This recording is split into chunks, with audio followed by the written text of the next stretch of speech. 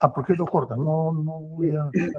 Muchas gracias. Reiterando el saludo a las partes que concurren, siendo horas 9 de la mañana de hoy día, 23 de marzo del año 2026, la Quinta Sala Penal de Apelaciones Nacional, integrada por los jueces superiores Quispe como presidente, Felices Mendoza y Odilio Bueno, se instalan para llevar adelante audiencia de apelación de auto en el expediente 380-2023-10.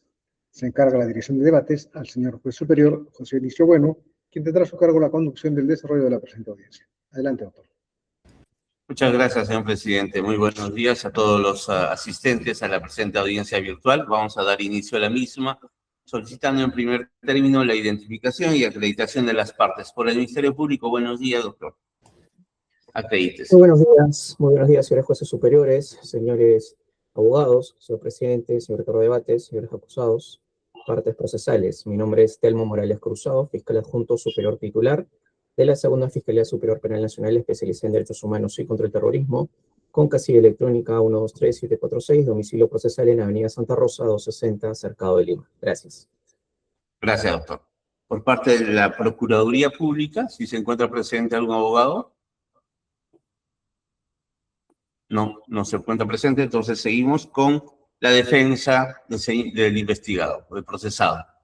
Sí. Buenos días, doctor, identifíquese y acredítese. Buenos días, señor magistrado. Buenos días a los miembros del tribunal, a la representante del Ministerio Público y a mi defendido. Mi nombre es Segundo Burgos Revilla, abogado de Víctor Alfredo Polay Campos, con registro del Colegio de Abogados de Lima Norte 0789, casilla electrónica 46554, correo electrónico segundohenryburgosrevilla@gmail.com y número de celular 99 4x4 774. Gracias, doctor. Gracias, doctor. Encontrándose presente también el procesado, señor Polay, identifíquese, por favor, su nombre y su DNI, por favor. Sí, el que habla primero. Buenos días, señor magistrado. Buenos días, señores de la sala, igualmente al señor fiscal. Yo me llamo Víctor Alfredo Polay Campos. Tengo actualmente 74 años y soy interno en el Centro de Reclusión de Máxima Seguridad de la Base Naval del Callao. Desgraciadamente no tengo mi DNI porque estoy prohibido de tener DNI en el CEREC, ¿no? Pero en los expedientes están el número de mi DNI, ¿no? Bien, encontrándose identificado el procesado, vamos a dar por acreditado, por identificado, solicitando al especialista de audiencia nos informe sobre la notificación de la Procuraduría, por favor. Señor director de debates, con su venia para indicarle que se ha notificado a la Procuraduría Pública a la casilla número 584. Sin embargo, indicándome previa comunicación telefónica, me indicaron que no se iban a presentar en esta audiencia.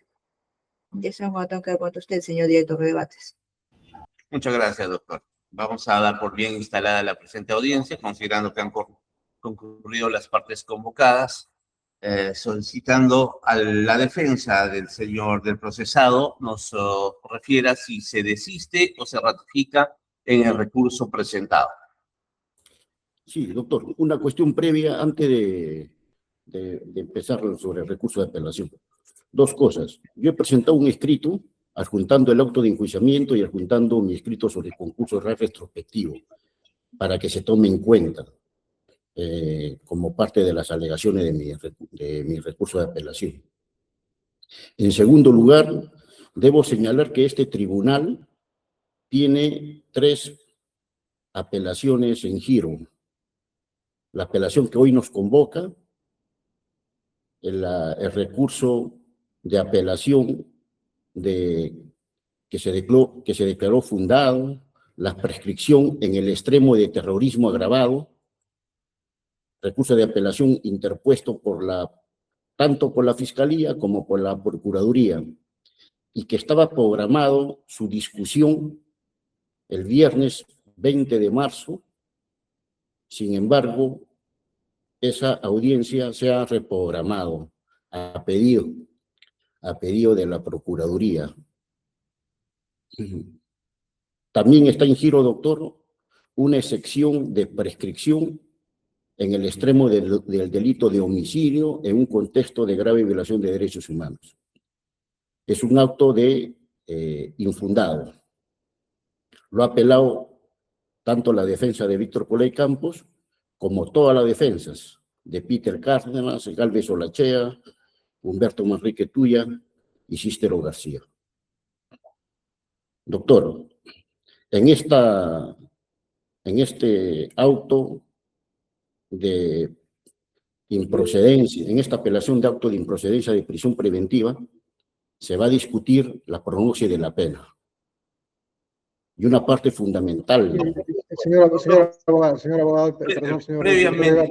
Doctor Burgos, la Sí, doctor. pregunta ha sido expresa. ¿Se ratifica o no se ratifica en el recurso de apelación? No, yo me ratifico. Está bien que tenga usted otros Doctor. incidentes, pero acá estamos para ver un cuaderno de apelación de prisión preventiva.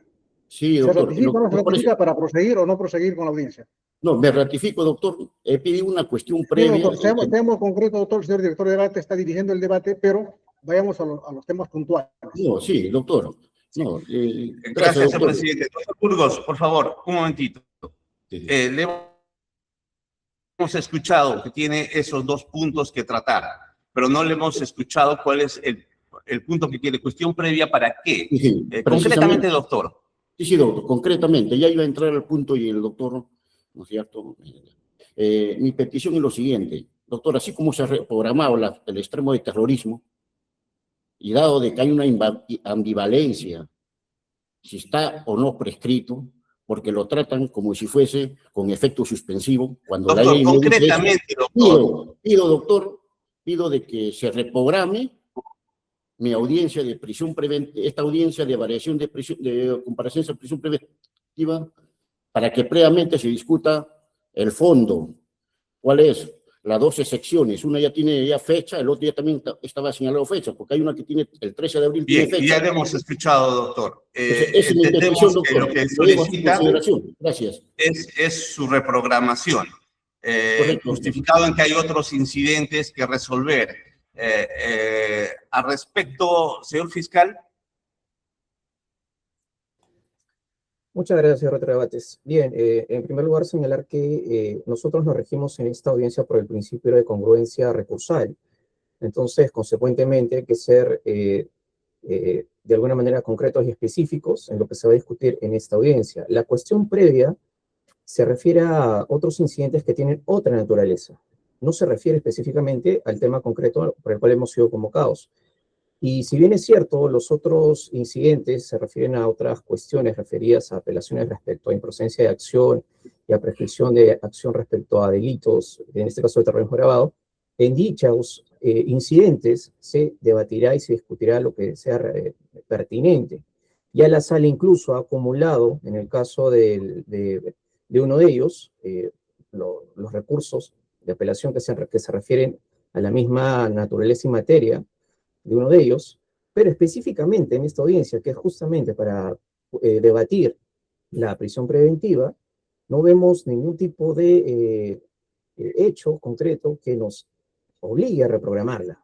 Entonces, consideramos que la defensa sea puntual y específica en mencionar si se va a ratificar o no en el recurso para proceder conforme establece el Código Procesal Penal. Gracias. Gracias, doctor. Entendemos que ya mencionó que se va a ratificar. En todo caso, este pedido de aplazamiento vamos a declararlo improcedente en razón a que, conforme al artículo 420, numeral 5 del Código Procesal Penal, la audiencia no podrá aplazarse por ninguna circunstancia. En ese escenario, es improcedente su pedido, doctor Burgos. Vamos a dar por bien instalada la presente audiencia. Considerando que usted ha mencionado ya que se ratifica en el recurso presentado, corresponde debatir el mismo. En ese escenario vamos a darle el tiempo de 10 minutos, doctor Burgos, alegando a su capacidad de concreción para que sustente el pedido de apelación. Lo escuchamos. Ya, señor magistrado. Señor magistrado, la pretensión de la defensa es de que se revoque el auto de variación de comparecencia sin prisión preventiva dictado por el segundo Juzgado Penal Nacional mediante resolución número 4 de fecha 5 de diciembre de 2025. Las razones son las siguientes, doctor. En primer lugar, la defensa considera que no hay graves ni fundados elementos de convicción con respecto a mi defendido. A mi defendido se le imputa 4 hechos. El hecho del 31 de mayo de 1989, el hecho del 30 de septiembre de 1990, el hecho de agosto de 1991 y el 12 de julio de 1992. ¿Por qué no decimos que no hay grave y fundado elemento con respecto a los hechos? Respecto al primer hecho, al hecho del 30 de mayo de 1992, donde hubo 8 muertos, el caso mal llamado Las Gardenias. Doctor, la defensa aquí no cuestiona que hay el resultado de muerte. Ojo, lo que estamos cuestionando aquí es la autoría inmediata. ¿Por qué? Porque aquí, doctor, está acreditado que hay los 8 muertos y está acreditado quién es el autor. Hay un autor directo, que es Humberto Manrique Tuya.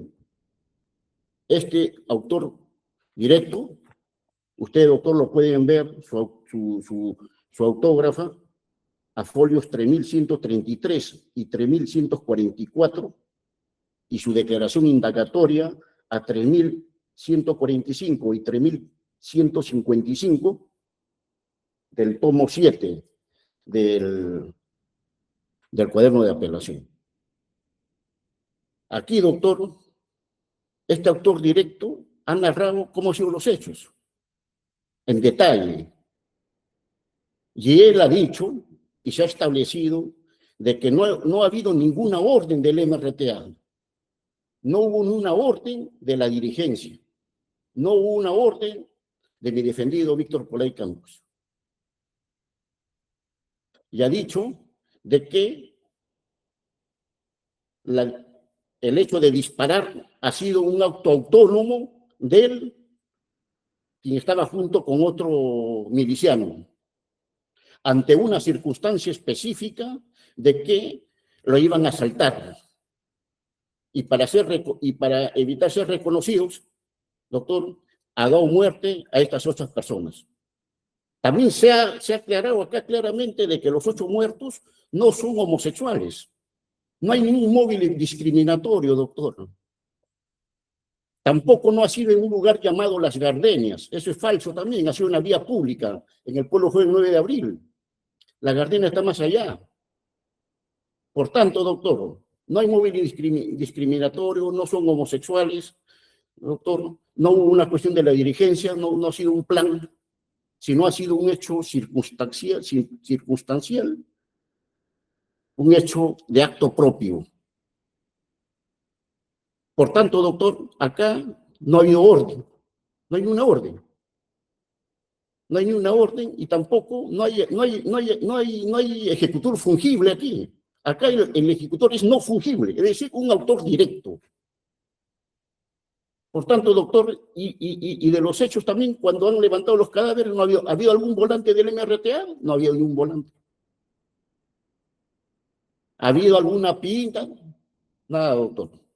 ¿Hay algún testigo directo que haya dicho de que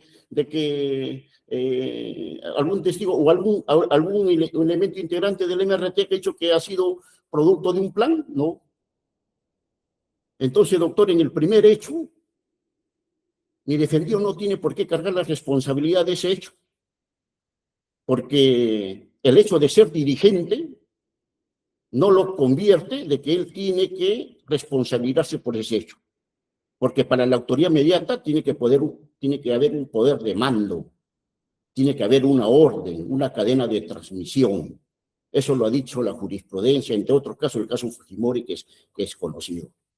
Por tanto, doctor, no hay elemento de convicción con respecto a la participación de mi defendido. Además, para terminar con este hecho, sobre este hecho, en el año 2003 y 2005 hubo sentencias con respecto a 2 personas, y ahí en esas sentencias, que también están, doctor, están esas 2 sentencias en el cuaderno de apelación, señaló que es una vía pública y nunca se habló de discriminación tampoco ahí, de la propia Sala Nacional. Por tanto, doctor, acá no estamos ante un delito de lesa humanidad, ante un delito de que hay un plan sistemático, nada. Por tanto, no hay elemento de discusión con respecto a la participación, doctor. En segundo lugar, con respecto al hecho del 30 de septiembre.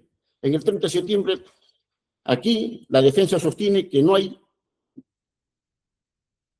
elemento de convicción respecto a la existencia del delito y respecto a la participación de mi defendido. ¿Y por qué? Porque, doctor, aquí, ¿qué es lo que hay? Lo único que hay en este caso, en este hecho, es el acta de defunción, o sea, el hecho biológico de la muerte. Pero acá se está imputando homicidio, terrorismo. Entonces, no hay acta de necropsia, no hay levantamiento de cadáver, no hay informe criminalístico, no hay testigo directo, no hay ejecutores, no hay volantes, no hay una orden. Doctor, se le ha atribuido al mando regional a Cícero García y ha dicho que él no ordenó nada, que el propio Cícero García, que se le imputa ser el jefe regional en esa época, ha negado también los hechos. Y por supuesto ha dicho que no ha recibido ninguna orden de la dirección central, mucho menos de mi defendido. Por tanto, también ahí, doctor, es una cuestión de verificar, es una cuestión del hecho. Con respecto al tercer hecho, al hecho de Silvano Vela Carvajal, de julio de 1991. Aquí, doctor, tampoco no está acreditado la muerte, con prueba objetiva, me refiero. Es decir, ¿hay acta de defunción? No hay acta de defunción. Acá no hay acta de defunción. O sea, ni siquiera hay acta de defunción aquí. No hay acta de defunción, no hay acta de necropsia, no hay levantamiento de cadáver. Doctor, no hay levantamiento de cadáver. Entonces, y hay una pericia antropológica, una pericia arqueológica. Se han ido a hacer la exhumación en San José de Sisa y no han encontrado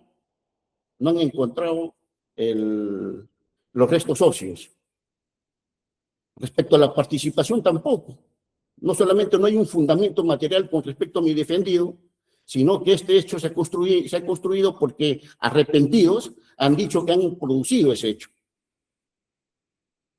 Pero estos arrepentidos incluso, que dicen que han realizado este hecho, es decir, mediante cuestión testimonial dicen que han matado, pero no es suficiente eso conforme he señalado, pero también hay una prueba decisiva. Estas personas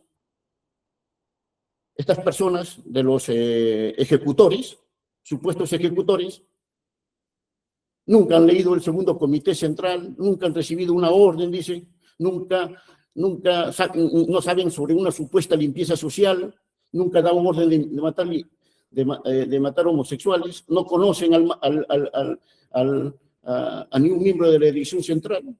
Entonces, doctor, tampoco no hay pruebas sobre la participación y sobre el hecho. Respecto al cuarto hecho, Salomón Pérez Armas, 12 de julio. Este caso es peor que todo ya, porque este del 12 de julio lo han puesto para que calce con la ley 25475, con la cadena perpetua. No, acá inventan varias cosas, pero también esta situación. Salomón Pérez Armas, doctor, está acreditado, acá estamos señalando que no está acreditado el hecho, no está acreditado la participación, no está acreditado el móvil, y no está acreditado ni siquiera que esta persona es homosexual. Doctor, ¿por qué no está acreditado el hecho? Ustedes pueden verificar. ¿Hay acta de necropsia? No hay acta de necropsia. ¿Hay levantamiento de cadáver? No hay levantamiento de cadáver. Hay una pericia también arqueológica aquí. Encontraron una pericia arqueológica. Se fueron al cementerio general de Tarapoto, porque su hermano dice que la habían enterrado ahí. Solo me encontraron su madre. No había. O sea, no había. Ahora, sus hermanos, la señora Adelinda, Aida, ahí está en el expediente, Julio, dice que su hermano la mató en la MRTA, no sabe. ¿Y saben si es homosexual? Tampoco, no sabe ni siquiera si es homosexual. Entonces, y sobre la participación, no hay ejecutores, ¿no es cierto? En los 3 últimos hechos, negamos absolutamente que sea el MRTA. No hay prueba. Sin embargo, acá la propaganda, con ese caso de la Gardenia, que han muerto 8 personas, y se insiste que son homosexuales a pesar que no son, y que la investigación ha demostrado que no son, se sigue difundiendo que son homosexuales. Por tanto, doctor, no hay elemento de convicción aquí. Doctor, no hay elemento de convicción. Voy a hablar sobre el segundo hecho porque sí está acreditado que hay un homosexual en el segundo hecho, que es del 30 de septiembre. Pero esta persona no está acreditado el hecho, ni que ha sido el MRTA, ni defendido. Pero tampoco no se sabe, doctor, de que el móvil discriminatorio tampoco no está probado. Esa persona sí ha sido homosexual. Entonces, pero doctor, ¿qué dice su hermano?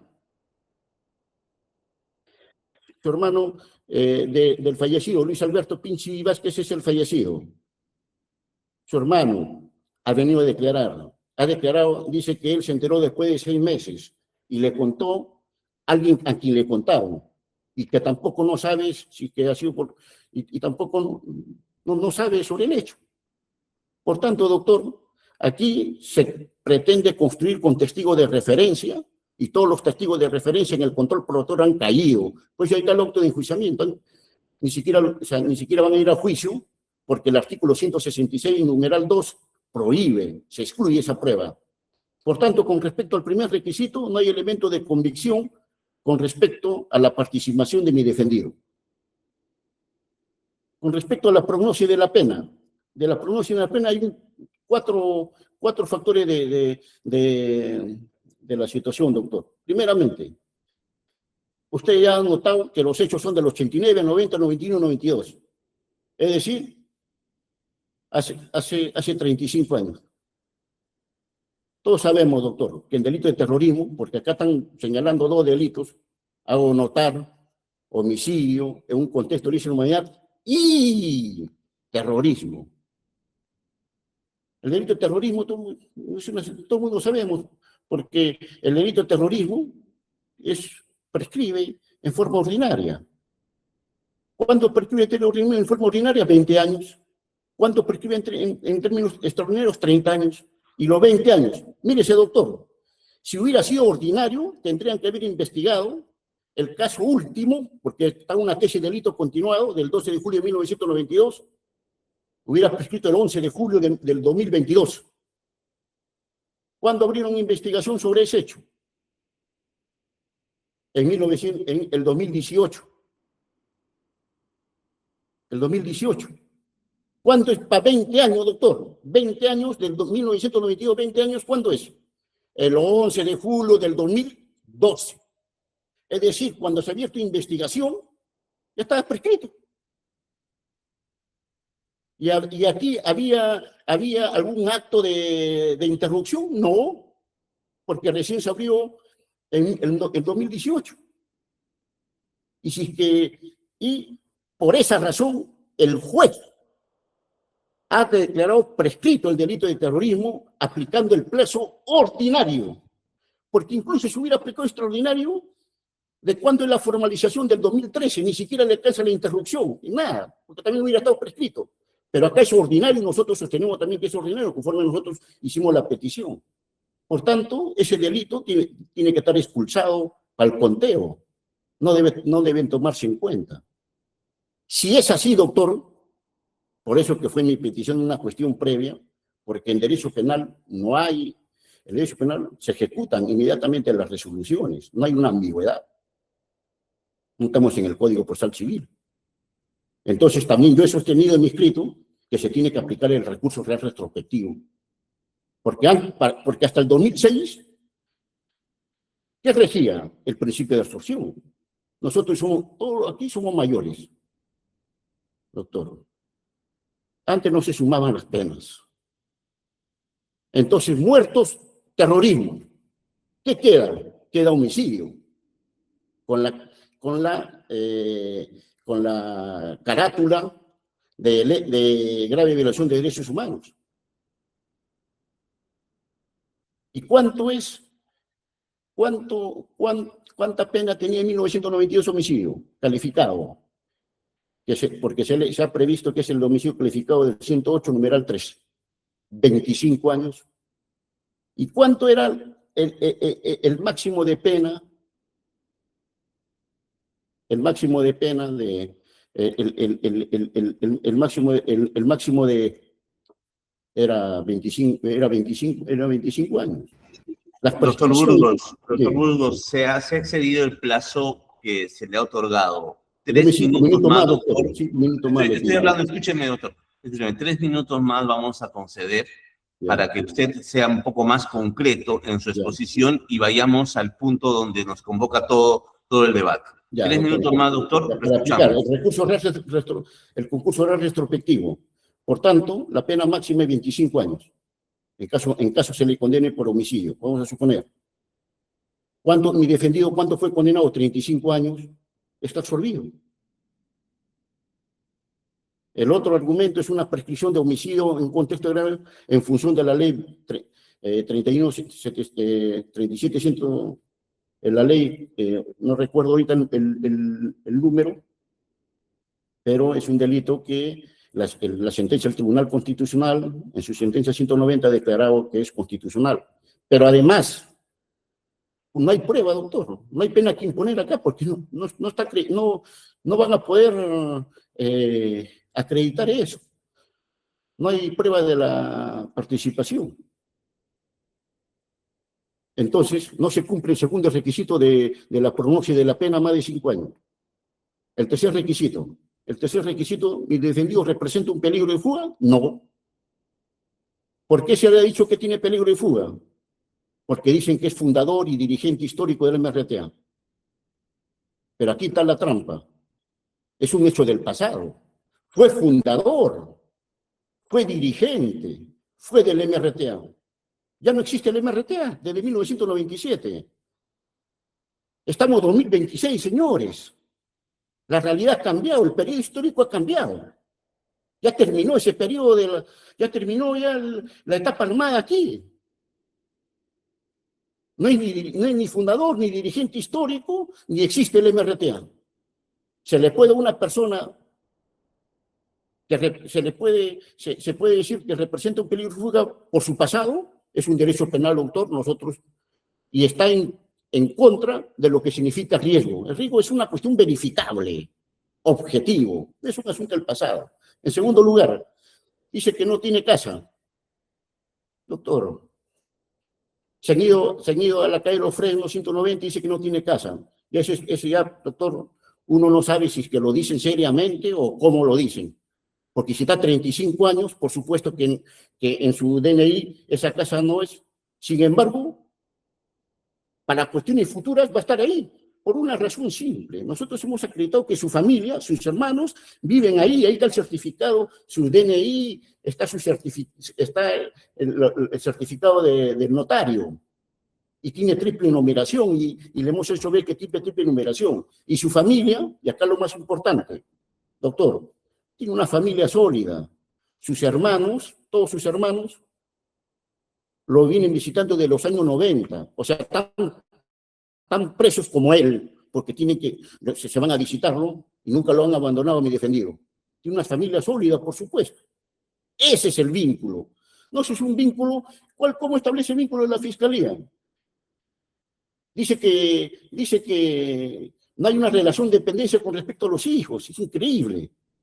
Han pasado 35 años, no va a estar con la señora y sus hijos ya han crecido, por supuesto, son mayores. O sea, aquí se quiere criminalizar la vejez. Se quiere criminalizar el tiempo. No tiene pues 20, 30 años para tener hijos y tiene una relación de dependencia. Ese argumento debe ser rechazado.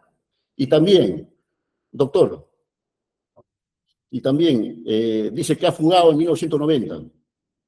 Esto es otro hecho del pasado, doctor. En 35 años que está preso, ¿ha fugado? No ha fugado.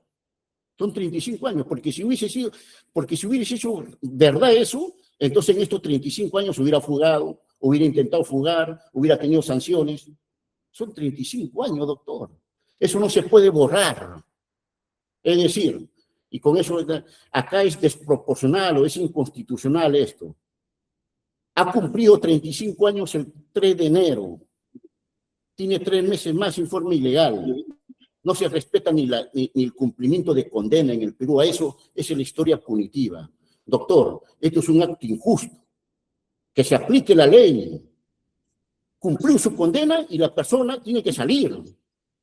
No se le van a inventar hechos para mantenerlo de prisión, en una prisión perpetua hasta la muerte.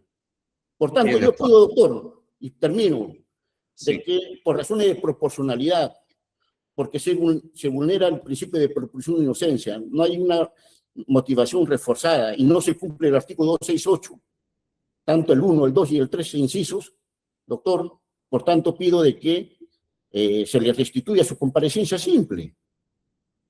O sea, se le ha variado sobre nada. Es decir, sería como si fuera una prisión preventiva, de frente a la prisión preventiva, cuando siempre ha estado participando en investigación, pena anticipada. Por eso, doctor, me ratifico en mi apelación. Gracias.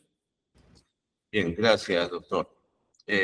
Cerca de 18 minutos ha insumido la defensa. Vamos a darle ese tiempo al Ministerio Público, siempre invocando la capacidad que tenemos de ser concretos y directos respecto del debate que nos convoca en esta audiencia. Doctor Morales, lo escuchamos por este tiempo. Gracias, señor rector de debates. Quisiera su venia para poder compartir pantalla, si fueran tan amables. Adelante, doctor. Muy amable.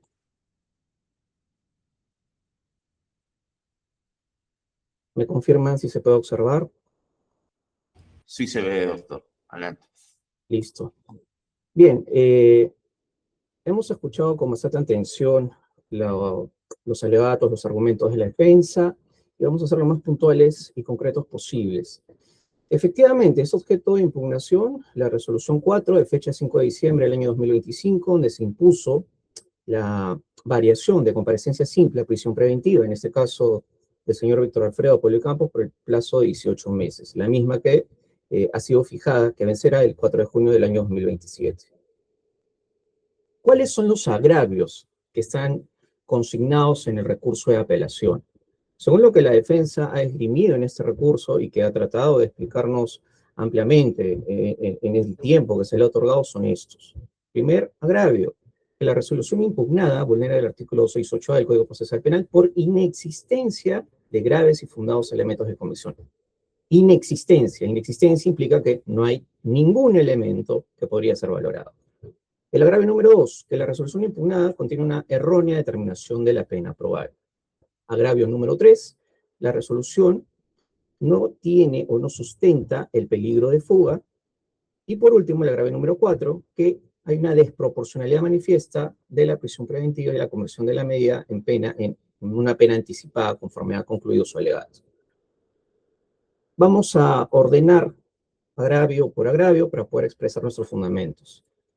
Sobre el agravio número 1, sobre la inexistencia de graves y fundados elementos de comisión, podemos puntualizar que se ha cuestionado de la resolución impugnada, según lo que señala la defensa, que no hay una orden concreta, no hay un acto de transmisión, no hay un ejecutor vinculado funcionalmente, ni nexo causal entre el señor Víctor Pueblo Campos y los hechos imputados.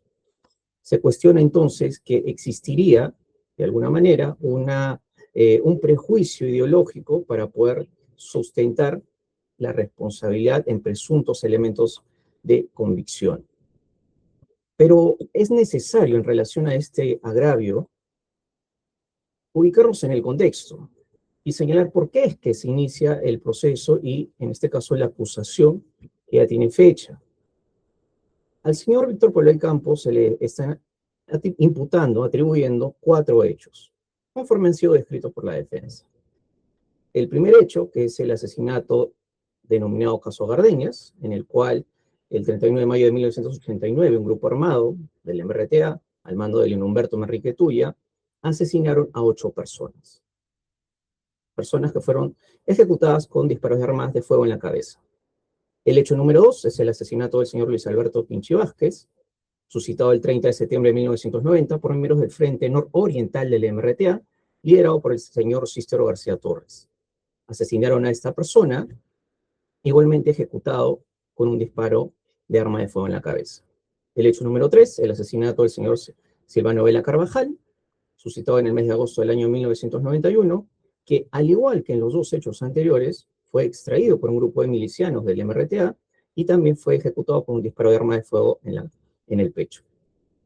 Y por último, el hecho número 4, que es el asesinato del señor Salomón Pérez Armas, del 12 de julio del año 92, que también fue asesinado con disparo de arma de fuego. ¿Qué tienen en común estos hechos? Que por la tesis fiscal, estos hechos responden a la ejecución de un plan operacional lesivo a los derechos humanos. Y este plan operacional se encuentra sustentado en una política de limpieza social. Esta política de limpieza social que ha sido objeto de difusión, publicación en un semanario, Cambio, en el cual se le aplicó el rótulo El Camino de la Revolución Peruana del Comité Central de la MRTA. Publicación del año 88, antes de estos 4 hechos que hemos descrito.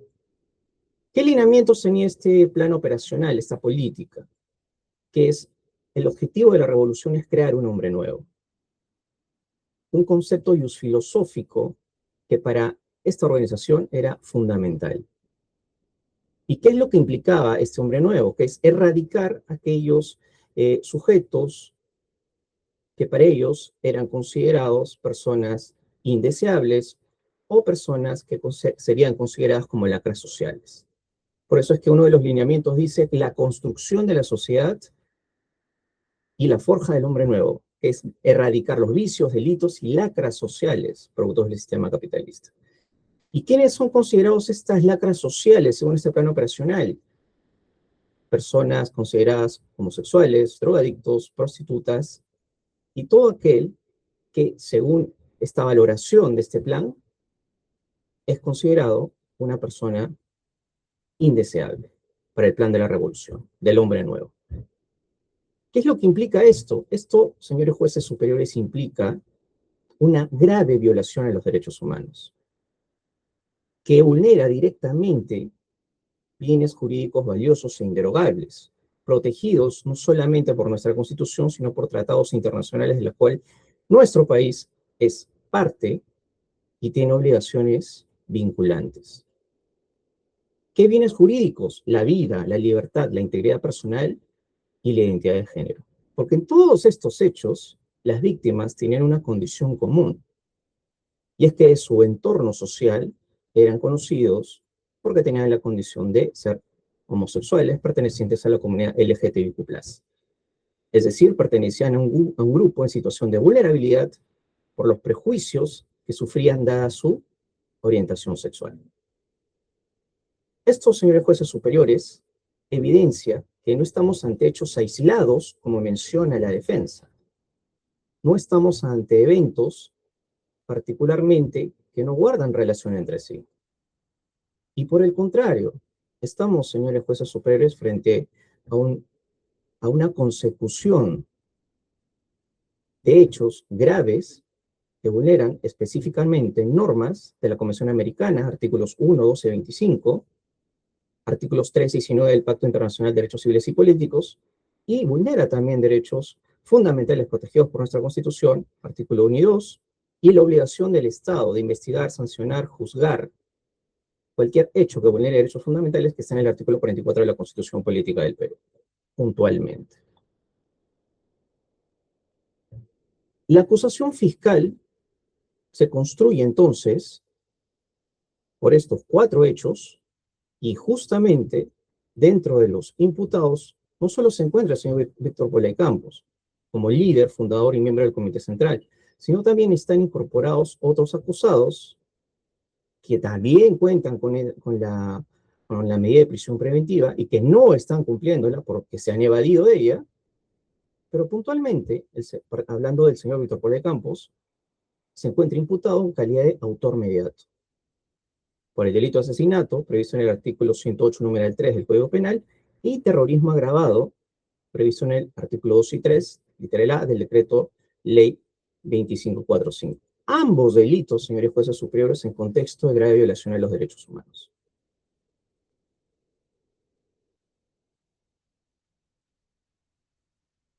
¿Por qué es importante destacar esto? para contextualizar los hechos y la imputación.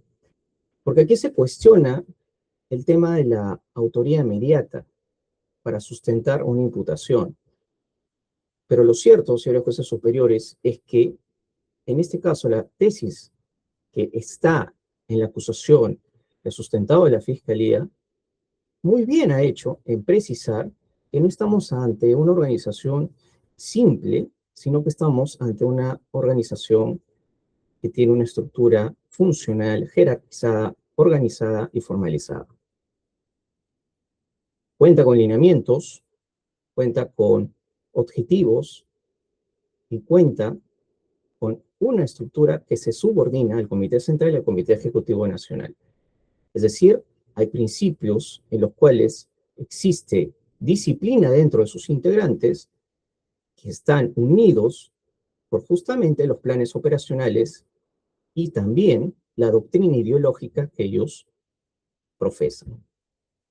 Entonces, señores jueces superiores, digamos que además, y como también lo mencionó la defensa, efectivamente, el señor Víctor Poloy Campos ha sido sentenciado por diversos hechos al haberse comprobado en procesos judiciales diversos su responsabilidad en calidad de líder, fundador y alto mando de esta organización.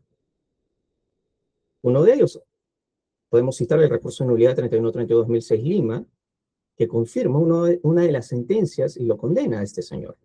Entonces, digamos que es un hecho notorio la condición del señor Víctor Poloy Campos. No está sujeta a duda ni a cualquier tipo de objeción que pretenda cuestionar ello, porque esto ha sido demostrado en un proceso. Entonces, y lo que señala importantemente la resolución que ha sido objeto de impugnación es que, concretamente, quien constituye o lidera una organización terrorista estructurada responde por los hechos que ésta cometa, con independencia que ejerza el control directo sobre cada uno de sus integrantes. Esto está en el fundamento G, numeral 3.5 del análisis del caso de la resolución apelada. Ahora bien, yendo al punto concreto, el recurso de apelación y la defensa señalan que no hay ningún elemento de convicción, lo cual no es cierto.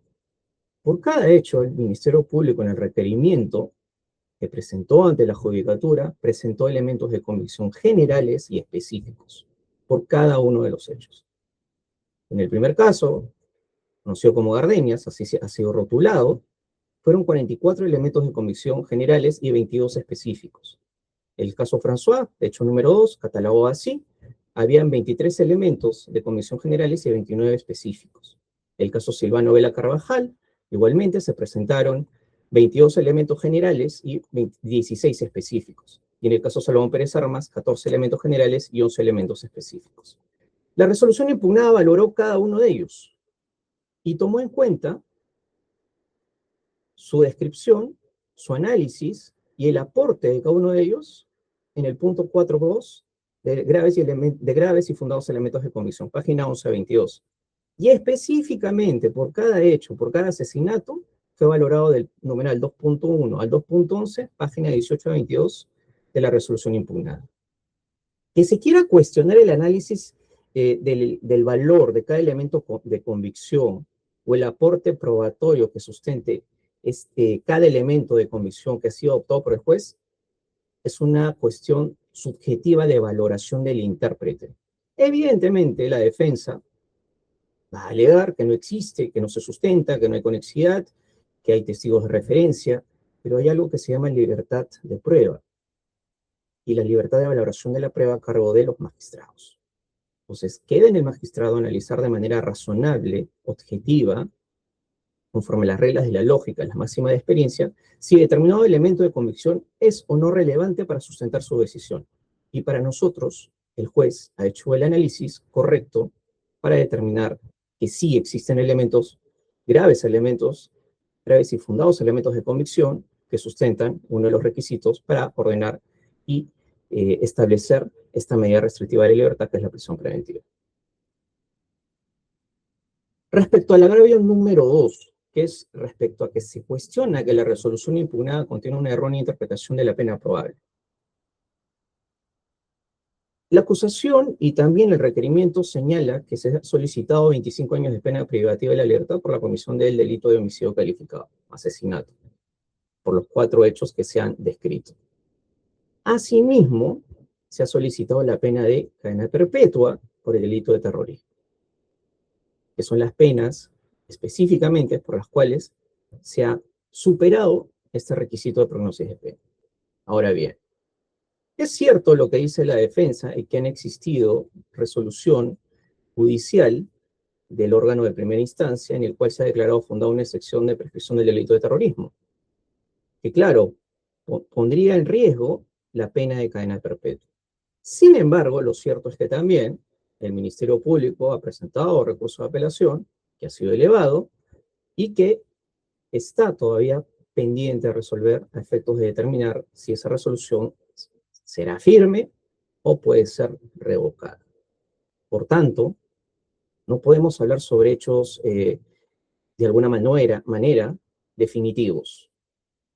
Respecto también al delito de asesinato, la defensa ha apelado una resolución judicial que declaró infundado su pedido de excepción de prescripción de la acción penal planteada por el delito de asesinato. Igualmente, que ocurre con el caso del delito de terrorismo, se abrió un incidente y aún está pendiente de ser debatido. Entonces,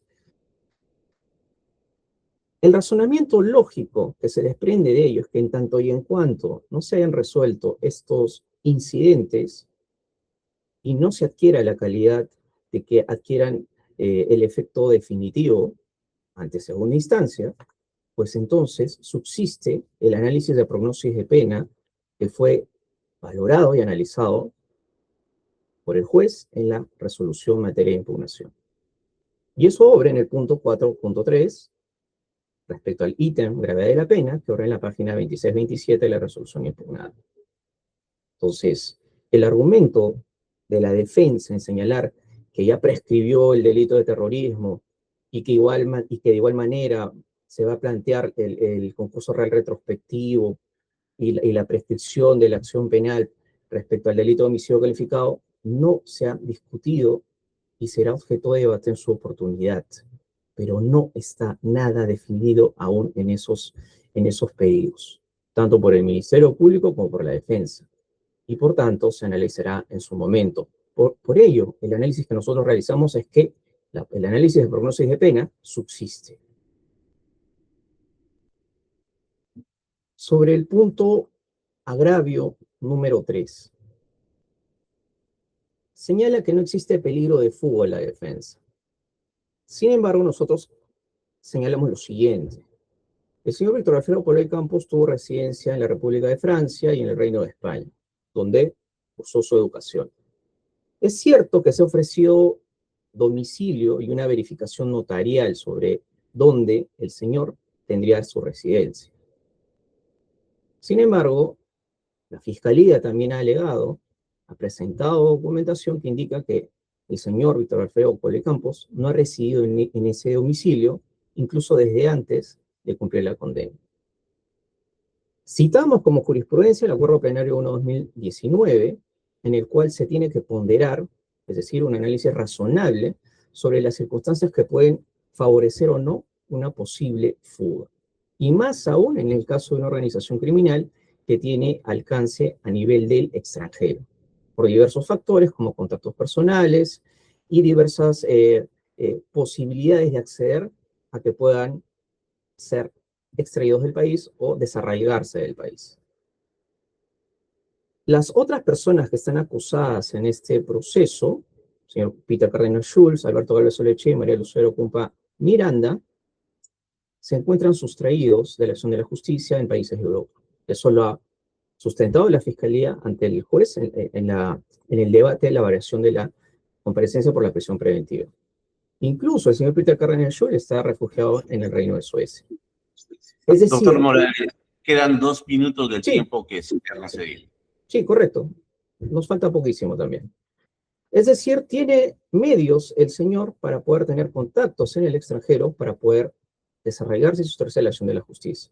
Respecto a la familia, la madre del señor imputado falleció, y respecto a su esposa, no tiene domicilio en el país.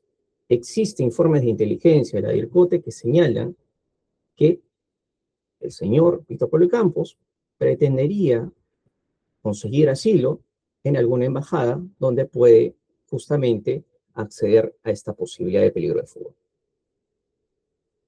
Por último, el agravio número 4 señala que hay desproporcionalidad entre la prisión preventiva y el objeto de la medida como una pena anticipada.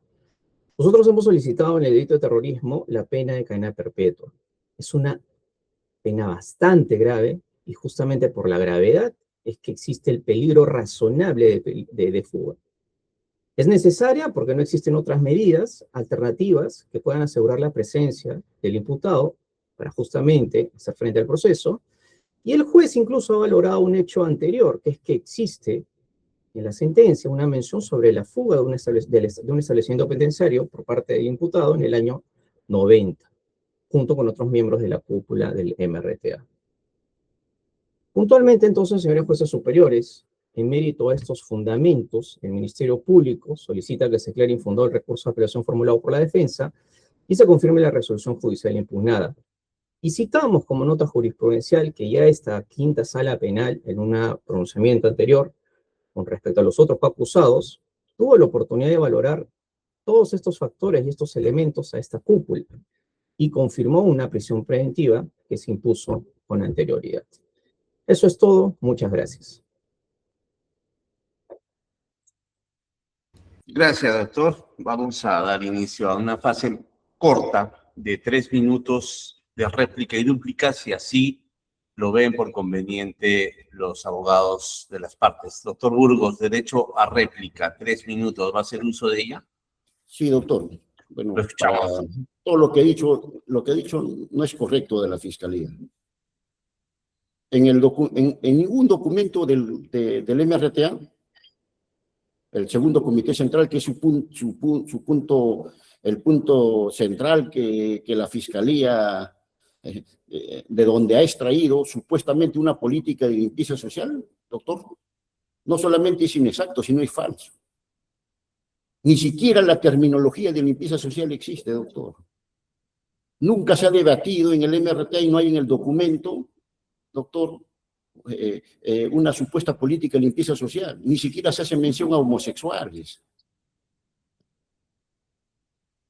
La referencia a lacras sociales es un término propio de los partidos políticos de izquierda de los años 60-70, que tienen que atacar las bases, los fenómenos sociales de la sociedad capitalista, la corrupción, el atraso, la pobreza, la explotación, etc. No hay ninguna orden en los documentos. A tal punto, el doctor está fuera, o sea, incluso el juez ha tenido que decir de que no hay en los documentos. ¿Y cómo se ha ido el juez de primera instancia? No está en los documentos, no hay una política de limpieza social, ¿no es cierto?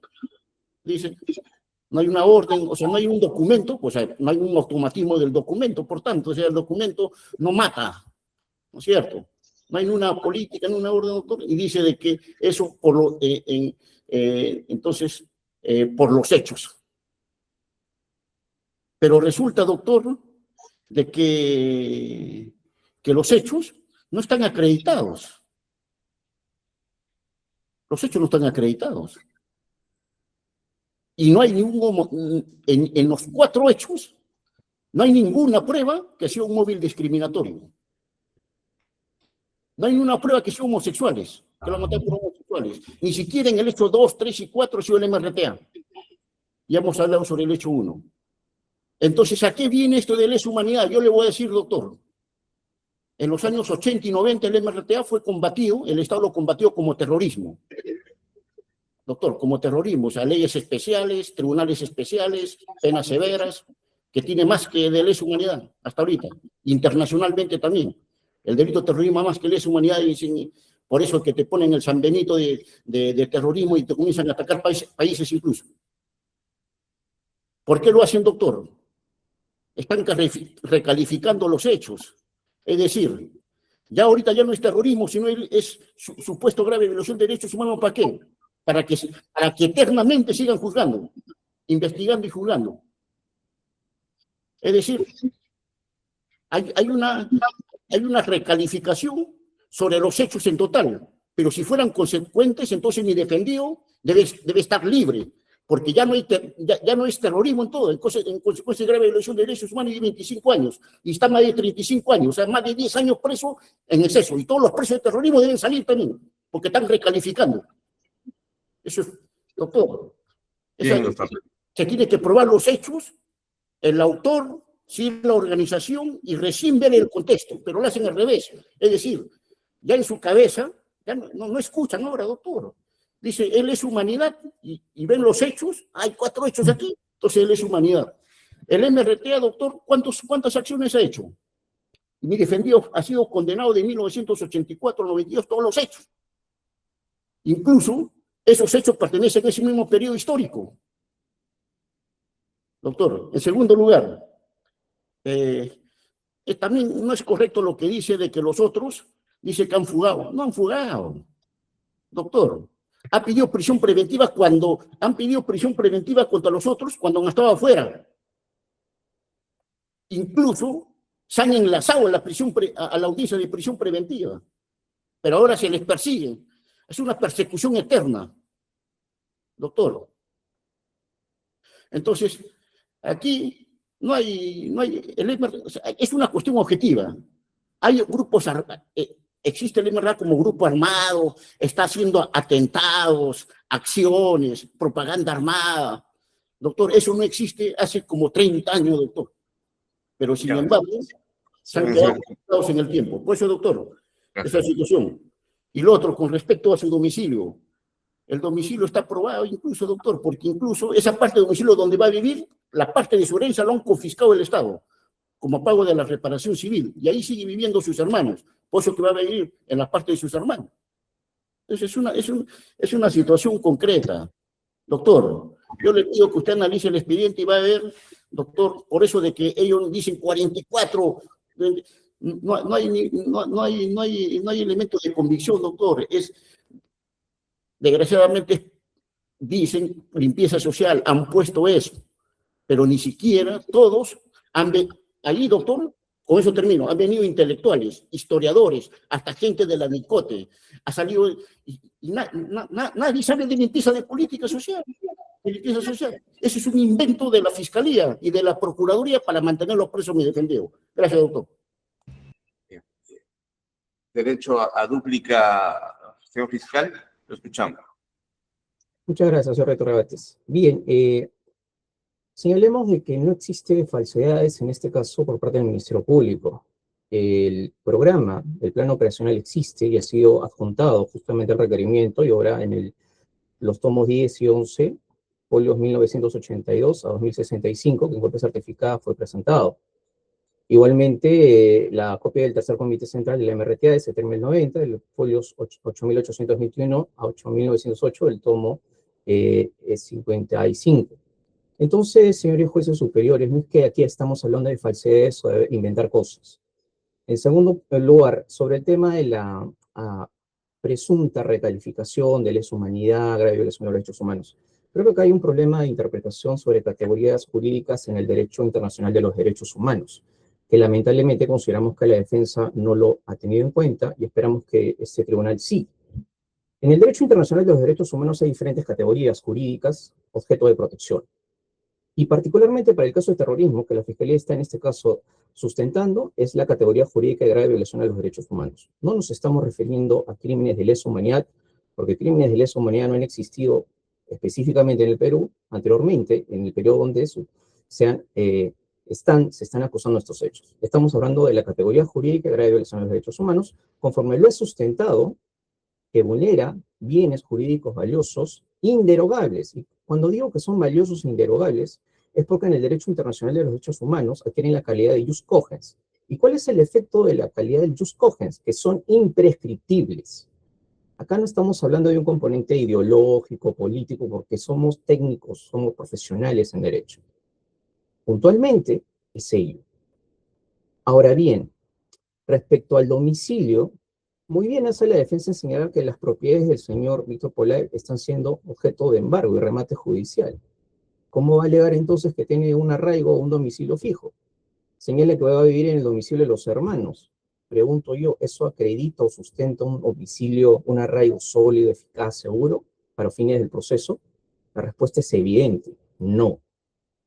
Entonces, señores jueces superiores, creo que el tema se debe analizar desde una óptica objetiva, jurídica y razonable, ponderando cada uno de los elementos que hemos sustentado y que nada tienen que ver con lo que la defensa alega en una presunta o supuesta falsedad de hechos, recalificación que es incorrecta a lo que alega y que de alguna u otra manera permiten sustentar que esta resolución impugnada sea confirmada. Gracias.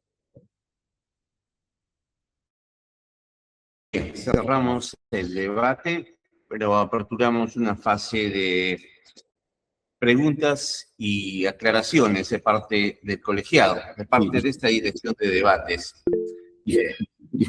Doctor, Doctor disculpe. Burgos, Sí. hemos cerrado el debate, doctor. No, Estamos sí, en una etapa. pero mi defendido también, doctor, ha sido Doctor, convocado en su para- momento, doctor, en su Ah, ya, momento. ya, doctor. Por Gracias, gracias. supuesto. En su momento, al finalizar la fase de aclaraciones y de preguntas que pueda hacer el colegiado. A la fiscalía, doctor, quiero que me establezca, identifique concretamente cuál es la vinculación de los 4 hechos con el procesado Polay Campos. ¿En qué sentido? Usted le ha escuchado decir de que el señor Polay Campos es miembro del Comité Central. ¿A través de qué elemento de convicción, doctor, usted determina, identifica como fiscalía esta acción de limpieza social y los mecanismos de eliminación de lo que denomina lacras sociales? ¿Cuál es el elemento de convicción esencial de la fiscalía al respecto? Correcto, señor rector de debates. Como lo mencioné anteriormente en la dúplica, existe dentro de lo que se ha presentado como elementos de convicción el semanario denominado Cambio, donde se hace la publicación de esta política del MRTA como organización estructurada, funcional y que establece lineamientos puntuales.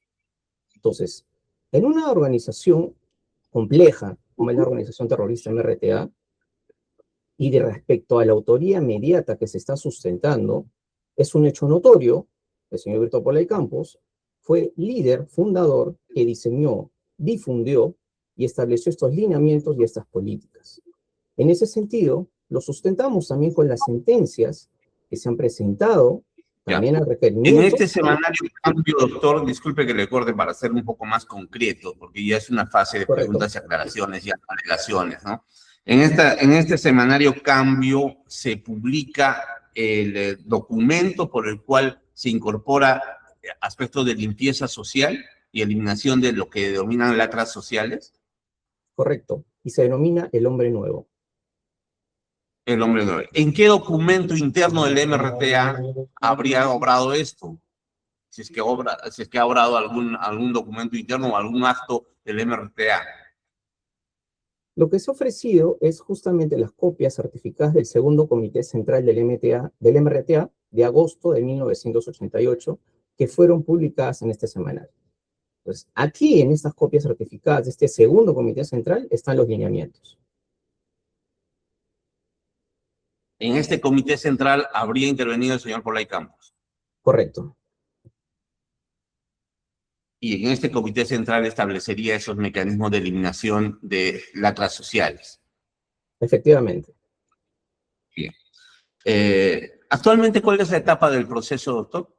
Está con auto de citación a juicio, señor director de debates. ¿Ya tiene fecha de juicio oral? Tiene fecha. ¿Para cuándo?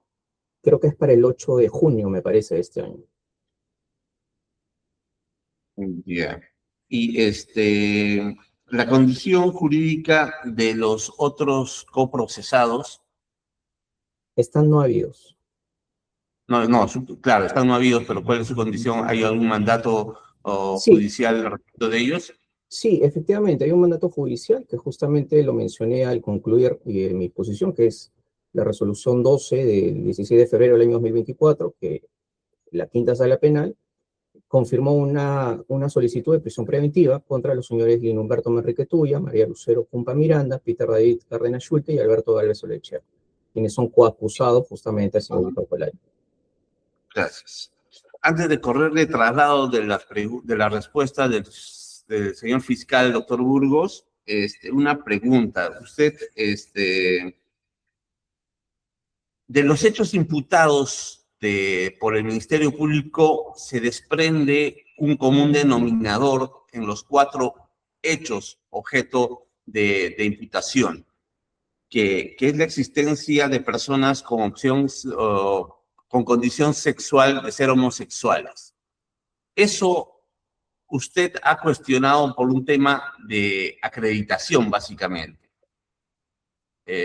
Mi pregunta concreta es que no se ha mencionado de que este acto de agredir a los homosexuales es un acto sistemático que se ha repetido en los 4 hechos, y ese aspecto, doctor, no significa para usted una actitud o una posición sostenida de la organización terrorista. Doctor, sobre los homosexuales, no solamente no está acreditado, sino desde el plano teórico, conceptual, eso no existe. Usted va a leer el segundo comité central, no hay sobre homosexuales, no se utiliza homosexuales, estamos hablando de los años 80. Todavía no, o sea, ahorita estamos en 2026, no era, si bien ya existía el MOL, porque es una organización antigua, ¿no es cierto? Pero digamos no era un debate público como es hoy. No, en los documentos no se habla de homosexuales. No había un debate sobre los homosexuales. No hay un debate de que va a atacar a la población civil, que va a atacar a grupos vulnerables. Eso, doctor, yo considero... doctor, considerando esta recurrencia del común denominador de los 4 hechos, el común denominador eran personas con opción sexual de ser homosexuales. Da a entender la imputación fiscal de que era un ataque sostenido. ¿Ha habido algún pronunciamiento de parte de su patrocinado rechazando estas agresiones, una posición de la organización que dirigía respecto de este hecho sistemático? ¿Ha habido un deslinde, alguna situación que nos haga ver de que no era el ataque a los homosexuales, sino de repente una situación coyuntural? ¿Hubo algo al respecto? Bien, doctor, mire, o sea, no hay que suponer que ha sido homosexuales, pero voy a partir de eso. Mire, está acreditado, no es una cuestión que usted lo va a revisar. El primer hecho, de los 8, no hay ningún homosexual, ninguno. En el segundo hecho, no se le ha matado por ser homosexual. El tercer hecho, no está acreditado, doctor, si es homosexual. Ni siquiera está acreditado su existencia de esa persona. Y en el cuarto hecho, hasta los familiares dicen que no saben si es homosexual. Doctor, tiene que entenderse eso. Cuando mi defendido no sabía sobre estos hechos, porque no sabía, en el juicio, en el año 2004, 2005, 2006, que fue el megaproceso, había el hecho de la llamada Las Gardenias del 30 de mayo del 89. Y ahí la han interrogado sobre ese hecho, porque sobre ese hecho ya había habido sentencia y en las sentencias anteriores no se había dicho de que es homosexual, la Gardenia, nada. Y mi defendido, ¿qué dijo él? Mi defendido lo han interrogado y mi defendido desconocía sobre esos hechos. Doctor. Y sin embargo, doctor, en todo caso, esa es la situación. Mi defendido, él va a responder en su oportunidad cuando le toque, doctor. Sí, entiendo la posición, doctor, era más la duda. De parte de esta dirección de debates, no hay más preguntas, señor presidente, si va a hacer alguna pregunta. Sí. En primer término, la defensa. Doctor Burgos, es cierto que este caso se eleva con una apelación escrita, pero dentro de los argumentos que usted esgrimido ha desarrollado bastantes, pero no nos ha precisado errores puntuales de la decisión de primera instancia. Acá estamos para revisar la resolución que dictó el juez y que la defensa ha apelado. Entonces, de los argumentos que le desarrolló el juez, o sea, bueno, entiendo que en términos generales ha considerado que hay fundados y graves elementos de comisión, entiendo también que no ha considerado que el hecho estuviera prescrito. O sea, lo que le quisiera pedir es que haga esa precisión. O sea, le he escuchado un argumento como si estuviéramos en primera instancia y que este colegiado tendría que pronunciarse sobre el pedido de prisión preventiva. No, aquí estamos para revisar lo que el juez ya hizo.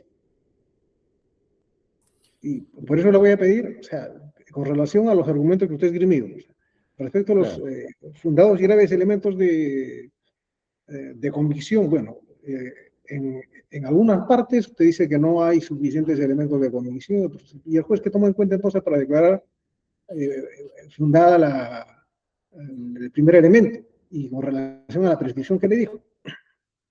Ya, doctor. Cuando he hecho mi exposición, yo estoy pensando en el auto que estoy cuestionando. Por eso, de que es lo que he dicho, no es que en los documentos haya una política de limpieza social, ¿no es cierto? Eso yo no lo he dicho, eso lo dice el fiscal. El juez lo que dice, que supuestamente de los hechos se infiere la política de limpieza social. Nosotros sostenemos que no, porque está errado. Con respecto al primer hecho, el juez dice que efectivamente hay un autor directo. ¿Pero qué dice? ¿Por qué es autor inmediato mi defendido? Yo le dice, doctor, como es dirigente del MRTA, entonces también es autor inmediato. Yo le he explicado. Doctor, en base a la jurisprudencia, en mi disertación, o sea, el hecho de pertenecer a la dirección, el hecho de ser parte del MRTA, lo convierte en ser autor inmediato. Eso es lo que sostiene el juez. A pesar de que efectivamente dice que hay un autor directo. Ahora sí le entendí. Ese es uno. Un poco para evitar repreguntas. El tema este que alude usted a que su patrocinado, acláreme, ya fue juzgado por el caso de las gardenias, eso lo he entendido porque le han hecho preguntas, ¿lo juzgaron por ese hecho o solamente fue interrogado de manera colateral frente al proceso que enfrentaba? Acláreme eso. Doctor, no, en forma colateral no le lo han interrogado sobre ese hecho, pero en la sentencia... ¿Fue juzgado por ese hecho? No lo han considerado como parte de la sentencia, solamente ha sido interrogado durante el juicio oral. O sea, no fue parte, entonces no fue juzgado por ese hecho. Ya, pero yo le voy a responder una situación. ¿Por qué, doctor? No, doctor, estamos en una fase de aclaraciones y de preguntas. O sea, claro, es que lo que pasa, mire, doctor, es que estamos en el año 2004-2006, yo estaba en ese juicio. ¿Y cuáles eran los hechos que se le imputaban a mi defendido? Como autor inmediato de todos los hechos, del 84 al 92, de todos los hechos. Y lo que pasa es que en la acusación de la sentencia... que había una imputación general. Claro, lo que pasa es que en la sentencia y en la acusación identificaron un conjunto de hechos, pero cuando fue interrogado, lo interrogaron de todo ese periodo. ¿Y ahora qué pasa? ¿Por qué dicen que no es cosa juzgada? Porque no está específicamente ese hecho, que está dentro del periodo histórico. Ahora, doctor, ¿cuál es la prueba que presenta el juez? Con relación a la prescripción, doctor, ¿qué le dijo el juez? El juez dice de que está probado de que es dirigente y por tanto autor inmediato porque ya ha sido condenado en esa sentencia, doctor. Dice que ya está probado que es una estructura, una organización, están los dirigentes, está el MRTA. ¿Y cuál es la prueba? Su sentencia anterior del 2006 y su ejecutoria. Esa es la prueba. ¿Por qué está mi defendido? Porque por ser dirigente, o sea, no hay acá una orden concreta, un canal de transmisión, vinculaciones concretas. Sí. Es en forma automática. Ese tema ya le entendí, doctor. Esa es la tesis. Las alegaciones que hizo con relación a la prescripción, sumatoria de penas, sobre ese tema, ¿qué le dijo el juez? Ya, otra vez. Con respecto a la prescripción, el juez dijo que está prescrito terrorismo y prescribió ordinariamente los 20 años. Entonces ha dado un auto fundado. Eso está en apelación por parte de la Procuraduría y de la Fiscalía. Doctor, lo que le pregunto es con relación a esos argumentos en la resolución que es materia de recurso, lo que viene en apelación en este cuaderno de prisión preventiva. Allá, cuando dictó prisión preventiva, doctor, el juez lo dictó antes de la excepción de prescripción, es decir, dicta prisión preventiva y después declara en otra resolución, luego después dice que está prescrito. Y sin embargo, doctor, la prisión es también por terrorismo. Y hay algo más. En el acto de enjuiciamiento, a pesar de que está prescrito, el mismo juez también pone que es por terrorismo en juicio, porque está a la espera de que confirman o no confirman. Doctor, eso no es correcto, doctor. Eso es lo que ha dicho el juez. Y con respecto al concurso real retrospectivo, no se ha querido pronunciar. O sea, no hay pronunciamiento con relación a ese tema en la resolución de primera instancia, en lo que viene en materia de apelación, en este cuaderno.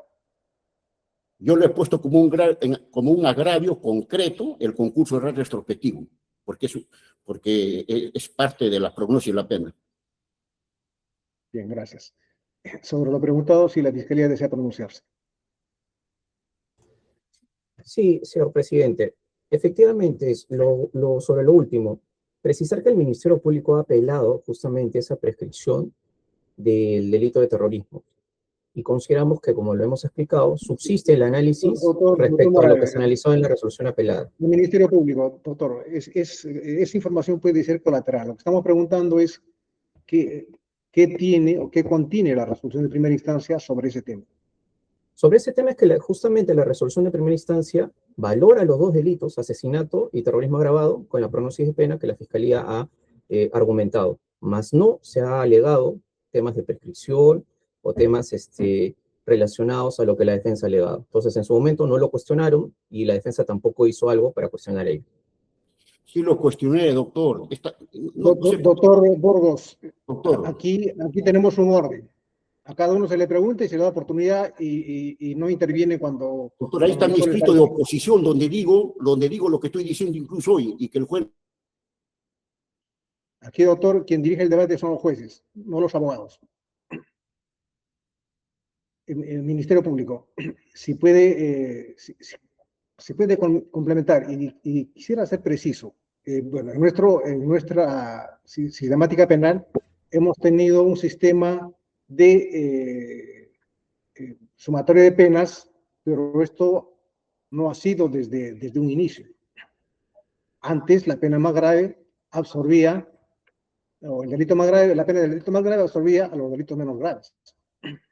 Entonces, yo quiero tener bien clara esa posición, o sea, cuál es la tesis que lleva el Ministerio Público.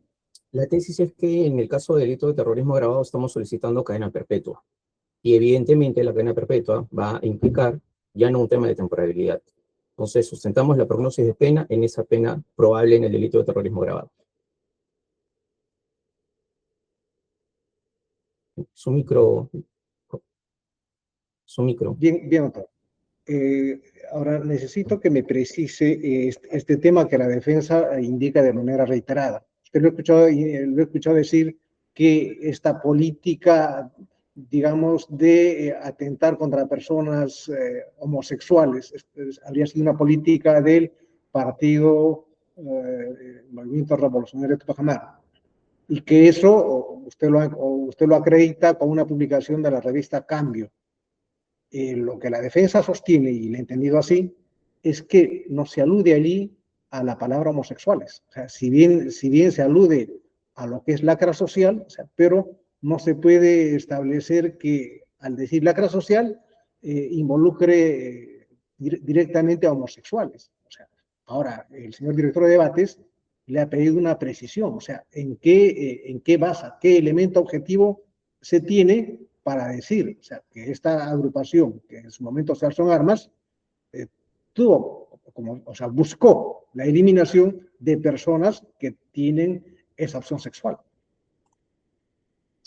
Correcto. Respecto a eso, la Fiscalía ha sido puntual en señalar y sostener esta imputación respecto al hecho objetivo en la política que está publicada en el semanario Cambio. Ahora, evidentemente, la interpretación que se le dé a la situación de homosexuales... El semanario Cambio alude o consigna expresamente el término homosexuales, o es una interpretación que hace el Ministerio Público. Es una interpretación que hace el Ministerio Público respecto al ideario y doctrina de la organización terrorista. Bien, doctor. Bien, doctor. Sentamos no Gracias. solo con el Tengo, semanal, sino con tengo el ya, tengo ya la Nada más. respuesta, doctor. Otro tema. Al señor Polay Campos, en la última parte se le va a permitir el uso de la palabra, así que se le va a permitir hablar, señor. Espérese y le van a conceder el uso de la palabra. Al final va usted a hablar. Señor presidente, Eh, señor presidente, disculpe la interrupción, ¿me podría dar permiso para ir al baño? Bueno, si así es por ese motivo, en todo caso puede usted ir. Vamos a suspender brevemente 5 minutos. Por favor, para ir al baño, porque yo Sí, tengo, a mi edad, tiene usted el permiso. Tiene usted el permiso, señor. tengo Tiene problemas. las facilidades en el establecimiento penal. Recibido, doctor. Gracias. Gracias, doctor. 5 minutos suspendemos. Si la defensa técnica tiene la información. 18 de agosto del 2023, doctor. 18 de agosto del 2023. Muchas gracias. De todo. Esa es la fecha. Gracias. Finalmente, doctor Morales, lo que le estaba preguntando, ¿no? O sea, con relación a este tema de la sumatoria de penas, la prescripción y otros, le había indicado de que en nuestro Código Penal inicialmente fijaba este tema de la absorción, ¿no? O sea, el delito más grave absorbía al delito menos grave. Y luego hemos pasado a un sistema de sumatoria de penas. ¿Cuál es la tesis de la Fiscalía sobre ese particular que también ha sido alegado por la defensa? Sí, nosotros, como lo mencioné hace un momento, en la solicitud de pronóstico de pena, se consideró, al momento de presentar el requerimiento, la pena de cadena perpetua como pena probable, en el caso de terrorismo agravado, como ser la pena más grave, entonces consideraría ahí ya el tema del delito de homicidio calificado, en este caso que también se le imputa al señor Víctor Polay Campos. Esa sería la pena más grave que absorbería el delito de asesinato, ¿no?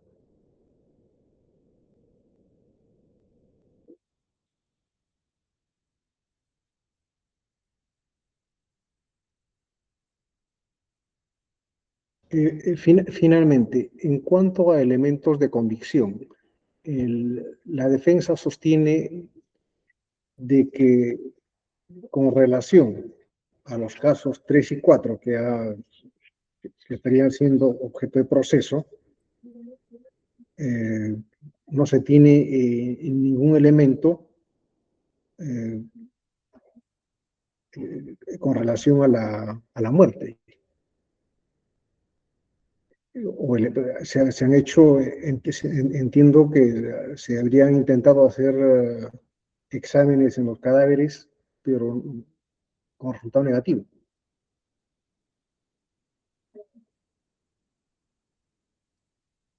Sí, correcto. Bien, respecto a cada hecho, nosotros, en cuanto a lo que es objeto de apelación, que es la resolución, el juez en su descripción y en el análisis sobre los hechos, puntualmente el 1, el 2, el 3 y el 4, ha valorado también pruebas testimoniales referenciales. Entonces, claro, ya queda a criterio de la valoración, la libre valoración de la prueba y el criterio del órgano jurisdiccional de primera instancia, tomar en cuenta el aporte que le da o que le puede otorgar esas declaraciones que pueden complementar o no el grave elemento de convicción, el grave y fundado elemento de convicción.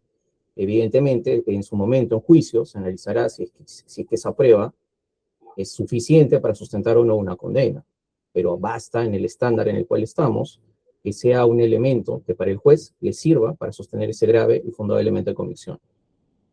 En todo caso, doctor, ahora sí el proceso, de acuerdo a lo que han entendido también, estamos para juicio, o sea, y entiendo que se han presentado esos elementos para esta prisión preventiva. ¿Cuáles serían? ¿Cuáles serían estos elementos que reemplazan a lo que es la pericia? Porque lo entendió la defensa, de que no hay elementos a partir de los cuales se puede decir que estas personas tenían la orientación sexual que está postulando la Fiscalía. ¿Cuáles serían aquellos otros elementos que sí harían vislumbrar que sí tenían esa orientación? Los testigos referenciales que los conocían a las víctimas y que daban cuenta de sus actividades y su orientación sexual.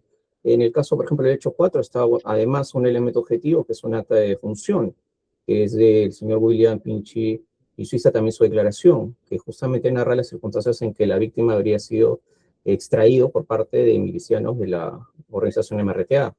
Entonces, hay elementos que de alguna u otra manera se complementan con testimonios. Doctor, estamos en una audiencia de apelación de prisión preventiva. Se entiende que esos elementos ya no pueden ser invocados de manera genérica. Le pediría precisión. ¿Qué elementos son para que este colegiado pueda contrastarlos? Citaría entonces puntualmente lo que está en la propia resolución, que es el acta de defunción de fue 1975, la declaración de William Pinchi Suiza, la declaración de César Páez Armas respecto al hecho 4. Respecto al hecho 3 está la ficha RENIEC, que acredita la existencia del señor Silvano Vela Carvajal. Está también la declaración de Ignacio Tonama Tonama, que ha sido objeto de valoración por el juzgado. También está la declaración de Griñineldo Tonama Tonama, que también confirmaría el móvil y la forma en que habría sido victimada, en este caso, la persona, ¿no? En el hecho 2 está acreditado con un acta de defunción, que ha sido adjuntado al requerimiento. También está la declaración del señor Alex García Tenazoa, que justamente da cuenta sobre las actividades y la orientación sexual de la víctima, ¿no? Y respecto al primer hecho están las actas de defunción de los cuerpos que fueron hallados, así como también testimonios de las familiares de las 8 víctimas del primer hecho. Bien, gracias. Sobre lo último que se ha preguntado, si la defensa técnica desea aportar algo. Sí, doctor. Doctor, en el segundo hecho, ¿por qué el juez considera que está probado el homicidio? Porque hay una partida de defunción. Por eso dice que la cuestión biológica de la muerte, el juez, no, homicidio. Usted lo puede verificar, no estoy exagerando. O sea, no hay acta de necropsia, no hay un levantamiento de cadáver, hay una partida de defunción. Y como hay una partida de defunción, o sea, que existe el muerto sí existe. Dice que hay homicidio. Pero ahí no hay ningún testigo directo, no hay ejecutor, ni una reivindicación, ¿no hay, doctor? ¿No es cierto? Los testigos de referencia está prohibido. ¿Cuál es el testigo de referencia? Su hermano, Luis Alberto Pinchi Vázquez, pero su hermano estaba en Lima y se enteró 6 meses después. Doctor. Bien, doctor. Ahora, doctor, con respecto al cuarto hecho. Seamos precisos, doctor, le concedo una palabra, pero seamos precisos en la respuesta. Claro, esa es la respuesta, doctor, o sea, por la partida de defunción, doctor, ¿no es cierto? Y su hermano es Roger Pinchi Vázquez. ¿Su hermano qué dice? Él no es testigo presencial, ha estado 6 meses. Ya le he entendido que es un testigo de referencia, 106 globales. Ahora, concretamente, en el hecho 4, por ejemplo, Salomón Pérez Armas, ¿hay acta de necropsia? Eso es objetivo, no hay. Levantamiento de cadáver, no hay. ¿No es cierto? El doctor ha dicho, William Pinchi Vázquez, testigo de referencia también, doctor, o sea, no ha visto, o sea, no hay ejecutores, no hay, o sea, son testigos de referencia que está prohibido por el artículo 166. Después han mencionado, le he entendido al Ministerio Público que ha aludido a varios testigos. Sí, la defensa dice que esos testigos son testigos ya, de referencia. estoy respondiendo. Ya, Alex García Tenazoa, doctor, también como testigo de referencia. ¿Sabe cuántos años tenía, doctor? 10 años, doctor. 12 años, que diré, 12 años, doctor, como testigo. Pero después el juez del auto, así como después prescribió, después en el juicio los ha excluido ya, pero ya dictó prisión preventiva, ya dictó prisión preventiva, ¿no es cierto? Por eso usted me preguntaba, después lo ha excluido esas pruebas, por ejemplo. Después ha dictado prescripción, pero, doctor, esa es la situación. Gracias. Bien, gracias por las respuestas. Eso es todo de mi parte, señor director de debates. Gracias, señor presidente. Doctora Felices, ¿alguna pregunta o aclaración que pedir? Sí, muchas gracias. Señor fiscal, hay 2 delitos que se le atribuye al acusado, homicidio y terrorismo. ¿Es así o es una tipificación alternativa? o de ser dos delitos, ¿en qué calidad está? ¿Concurso real, ideal, continuado? Precise ello, por favor. Bien, efectivamente, en la acusación fiscal se ha señalado dos delitos. Está el delito de homicidio calificado y, bueno, se desprende en concurso real con el delito de terrorismo agravado, como delito continuado por su permanencia en el tiempo. Eso según lo que la misma acusación recoge en sus fundamentos, ya que hablamos de hechos del año 89 hasta el año 92. Ya, pero el delito de terrorismo comprende, está subsumido el delito de homicidio. Si usted Sí. lee el delito de terrorismo, el tipo base, precisamente es crear zozobra, temor en la población para atentar contra la vida. Estamos hablando que el delito de homicidio estaría subsumido en el de terrorismo. Por eso le digo, si usted, su tesis es es un concurso, o mejor dicho, una tesis alternativa, pero me dice que es un concurso. Sí, sé dónde va la pregunta. Nosotros consideramos que ese tema va a tener que ser dilucidado al momento del juicio, porque efectivamente el terrorismo agravado puede subsumir el homicidio calificado, eso es cierto. Entonces, evidentemente, podría decantarse por una calificación jurídica, como usted muy bien lo ha advertido, puede ser materia de precisión, pero en este caso tendría que ser por el fiscal que realizó la acusación. Particularmente, Ya pasamos la etapa intermedia, señor fiscal. Ya estamos en la claro, etapa procesural. claro, y justamente a eso iba. No se hizo control en la etapa intermedia. Justamente a eso iba. En la etapa intermedia debió haberse definido ello por el juez, evidentemente, y definir esa situación. Entonces, el caso está así fue el filtro en la etapa intermedia y así ha sido planteado. Correcto. Ahora, son 4 hechos. El último, el hecho 4, ha ocurrido el 12 de julio del 92. El primero en el 89, el segundo en el 90, el tercero en el 91, el cuarto en el 92. Me dice que en estos 4 hechos han planteado un concurso, un delito continuado, ¿eso he escuchado? Por el tema de terrorismo agravado. Por el tema del delito de terrorismo agravado, un delito continuado. ¿Cómo están contemplando la prescripción ahí?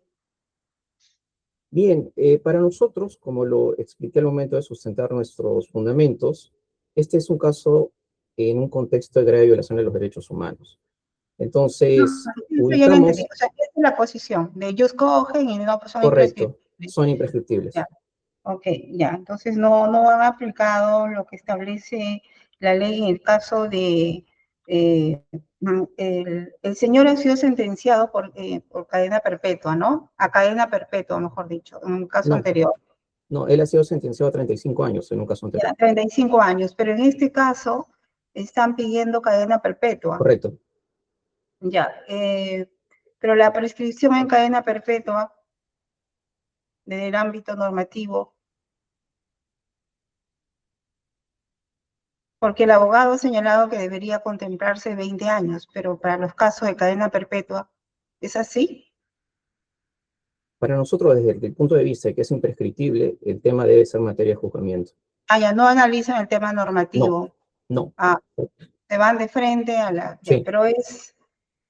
Pero están tomando en cuenta que es un concurso, un delito continuado, y que lo que marcaría aquí, el hecho que marcaría es el del 12 de julio del 92. Correcto. ¿Verdad? Ya, correcto. También ha señalado que la formalización de la investigación preparatoria se inicia el 28 de agosto del 2023, me parece. Ya. En este caso, ¿abrieron diligencias preliminares o de frente formalizaron la investigación preparatoria? Entiendo que hubo una formalización y plantearon el requerimiento de prisión preventiva para los otros acusados.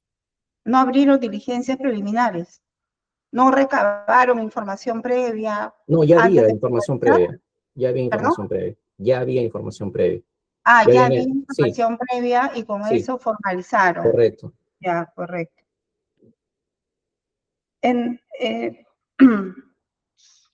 Ahora, el abogado defensor, al inicio de la audiencia, usted ha presentado un escrito pidiendo que se aplique el concurso real retrospectivo, previsto en el artículo 51, ¿no?, del Código Penal. Bueno, la sala le ha admitido y se va a tomar en cuenta al momento de, téngase presente, ha señalado, ¿no? Se le dará una respuesta al momento de resolver la prisión preventiva. Pero con los datos que ya tenemos, señor abogado, ¿por qué debemos tomar en cuenta su concurso real retrospectivo? Usted lo está planteando en función al artículo 51, ¿verdad? Con la modificatoria del 2006. Sí, doctor, sí, doctora. El Ya, 13 ¿por qué de mayo... tendríamos? Sí, sí, doctora. Doctora, ¿por qué estoy planteando concurso real retrospectivo? Porque la Fiscalía está postulando de que también hay terrorismo agravado. O sea, el terrorismo y el juez de primera instancia, el mismo juez que ha dictado prisión preventiva, pero declaró prescrito luego ese extremo, ya lo declaró prescrito. Lo declaró prescrito el delito de terrorismo agravado. O sea, ya no existe para efectos del conteo. O sea, ya no existe cadena perpetua. Como no existe cadena perpetua... El terrorismo lo habla prescrito el juez de primera instancia. Sí, sí, doctora, ya lo Ya, prescribió. ¿están entrando a juicio oral solamente por el delito de homicidio Por el delito de homicidio calificado? pero ¿Es lo ha así, puesto en el señor acto de fiscal? enjuiciamiento. A ver, un ratito, ¿es así, señor fiscal? ¿Estaría entrando a juicio oral solo por el delito de homicidio calificado? Sí, es correcto. Ha entrado a juicio oral por el delito de homicidio calificado, pero precisamos que se ha apelado el tema de la prescripción del delito de terrorismo agravado. Ya, homicidio calificado. Ah, correcto. Ya, sí, continúe, por favor. Ya, como es así, doctora, ya no entra, ya fue expulsado, no entra para el conteo. Entonces, en el peor de los casos, ¿cuánto sería la pena, cuál es la pena máxima para el delito de homicidio calificado para los hechos, al último hecho incluso del 12 de julio de 1925 años? Mi defendido fue condenado a 35 años. Y ahorita está 35 años más 3 meses. Es decir, ya esa pena está absorbida, en el peor de los casos, está absorbida en los 35 años. O sea, no hay pena que imponer. Por eso estoy sosteniendo. Ya. También, doctora. La norma, el artículo dice, será sometido a proceso. Y la pena que se fije se sumará a la anterior. Será sometido a proceso, eso ya se dilucidará en la sentencia, señor abogado, ¿no? No, Es decir, no después dice de así, la doctora. sentencia condenatoria se descubriera en otro hecho punible cometido antes de ella por el mismo condenado, será sometido a proceso. Y la pena que se fije el juez se sumará a la anterior, pero eso ya en el proceso de... No, así, disculpe, doctora, así fraternalmente, así no dice la norma. O sea, lo que pasa es que el artículo fue modificado por ley 28730 el 13 de mayo de 2006. Es decir, Sí, eso... estoy leyendo esa norma. Ya, ahora, el hecho que se le está imputando a mi defendido, no olvide, doctor, mi defendido ya ha sido condenado por los hechos del 84 al 92, por los hechos. Y en los hechos que se le está imputando es del mismo periodo histórico, o sea, del 89, 90, 91, 92. O sea, si esos hechos se hubiera planteado expresamente, porque incluso uno fue interrogado, se hubiera planteado taxativamente en la sentencia y en la acusación, hubiera estado, lo hubieran colocado también los 35 años. Ahora lo han desgajado ya, dicen que son nuevos hechos, ¿no es cierto? ¿Cuánto le pueden colocar? 25 años. ¿Cuánto está mi defendido? 35 años. O sea, el concurso yo le planteo en la etapa intermedia. Y sobre el concurso real también he planteado, doctora, que está mal, pero, doctora, he planteado tutela, he planteado en la cuestión intermedia. Y no aceptan. Y eso es una cuestión concreta. Pero ya lo prescribieron terrorismo, ya no hay ese problema. Entonces Ya, el concurso es claro, las reglas es claro, es un asunto de punibilidad. Ya no puede haber más pena de lo que ya lo impusieron. Entonces yo había planteado sobrecimiento, no lo quisieron discutir, pero acá en la pronoxis uno está absorbido, es una cuestión concreta, matemática. Gracias, doctor. Ya, gracias. Entonces, todos los hechos estarían comprendidos en los años en que ya fue materia de pronunciamiento en la condena anterior, ¿no? 1984 hasta 1992. Esos son los Correcto, fundamentos, ¿no? sí. Correcto. Gracias. Eso es todo, doctor Oris. Gracias, doctora Felices. Antes de darle paso al señor Polay y su defensa material, señor fiscal, no hubo etapa preliminar, dijo, no, se cortó un poco la señal, no hubo una etapa preliminar en la investigación, eso que dijo, ¿no? No, sí hubo diligencias preliminares, luego se formalizó la investigación. Ah, ya, entonces, ¿cuándo se ha aperturado diligencias preliminares? Me parece que el 2017-18. ¿Y esta fecha, doctor? ¿Cómo? ¿La fecha tiene de apertura de diligencias preliminares? Tendría que buscarla, autor. A la mano no tengo la información, No pero... la tiene. ¿Habló de qué en año? ese año, 2017 aproximadamente, 2017-18, pues en esa época. Eso surge a raíz de la denuncia de la Procuraduría. Ellos son los que remiten la denuncia. Ya, gracias. Solamente esa información puntual, entonces corresponde darle el derecho a la defensa material del señor Polay Campos. Señor Víctor Polay, en esta etapa corresponde a este tribunal escuchar su defensa material. Usted le ha escuchado a su abogado defensor, él ha hecho una defensa desde el punto de vista técnico, entendemos que usted quiere expresarse desde el punto de vista material. Vamos a escucharlo, sea por favor breve, considerando la agenda de este colegiado también tiene otras diligencias a realizar. Lo vamos a escuchar, señor Polay. Adelante. Muchas gracias, señor presidente, señor magistrado, señor fiscal. Yo le pediría ya de antemano que sea un poco benevolente, digamos, comprensivo, porque está en juego una cadena perpetua, o mejor dicho, una condena a muerte enmascarada, ¿no? Y eso es lo que quisiera yo que tomen en cuenta. Tengo 35 años en prisión y por favor quisiera que me escuchen, ¿no? No he podido expresarme antes y ahora que lo puedo hacer frente a ustedes, yo quisiera que me escuchen, por favor. Miren, la fiscalía está profundamente equivocada y yo quisiera aclarar esta cosa, ¿no?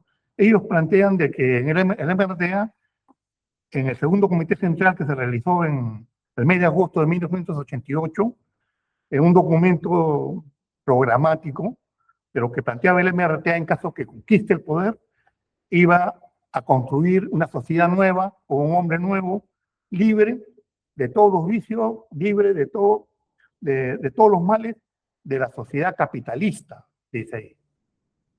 Que sepamos, ni la homosexualidad ni la prostitución es vicio, y ahora no se considera vicio, ni lacra social. Eso viene de la historia del comienzo de la humanidad.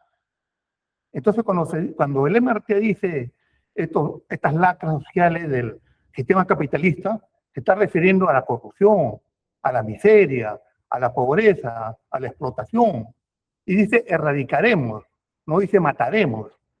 Porque con la lógica digamos, de la fiscalía, entonces habría que matar a todos los pobres. Habría que matar a todos los tuberculosos. Habría que matar a todos los corruptos. La palabra dice erradicar en esta sociedad socialista que se quiere construir. Es como ahora, por ejemplo, estamos en plenas elecciones. ¿Qué partido político no dice que hay que erradicar la corrupción? ¿Qué partido político no dice que hay que erradicar la pobreza? Y eso quiere decir que ellos están planteando asesinar a todos los pobres, asesinar a todos los corruptos. Entonces, hay una confusión que tiene la fiscalía. No sé si fuerza una figura, digamos, lingüística. Y lo peor de todo esto, lo tengo que decir con toda franqueza, aquí que estamos frente al señor fiscal, es que se está inventando una palabra que dice limpieza social, que no existe en ningún documento del MRTA. Se dice que el MRTA, que Víctor Polay, lo he escuchado al señor fiscal, elaboró, implementó, desarrolló la política de limpieza social.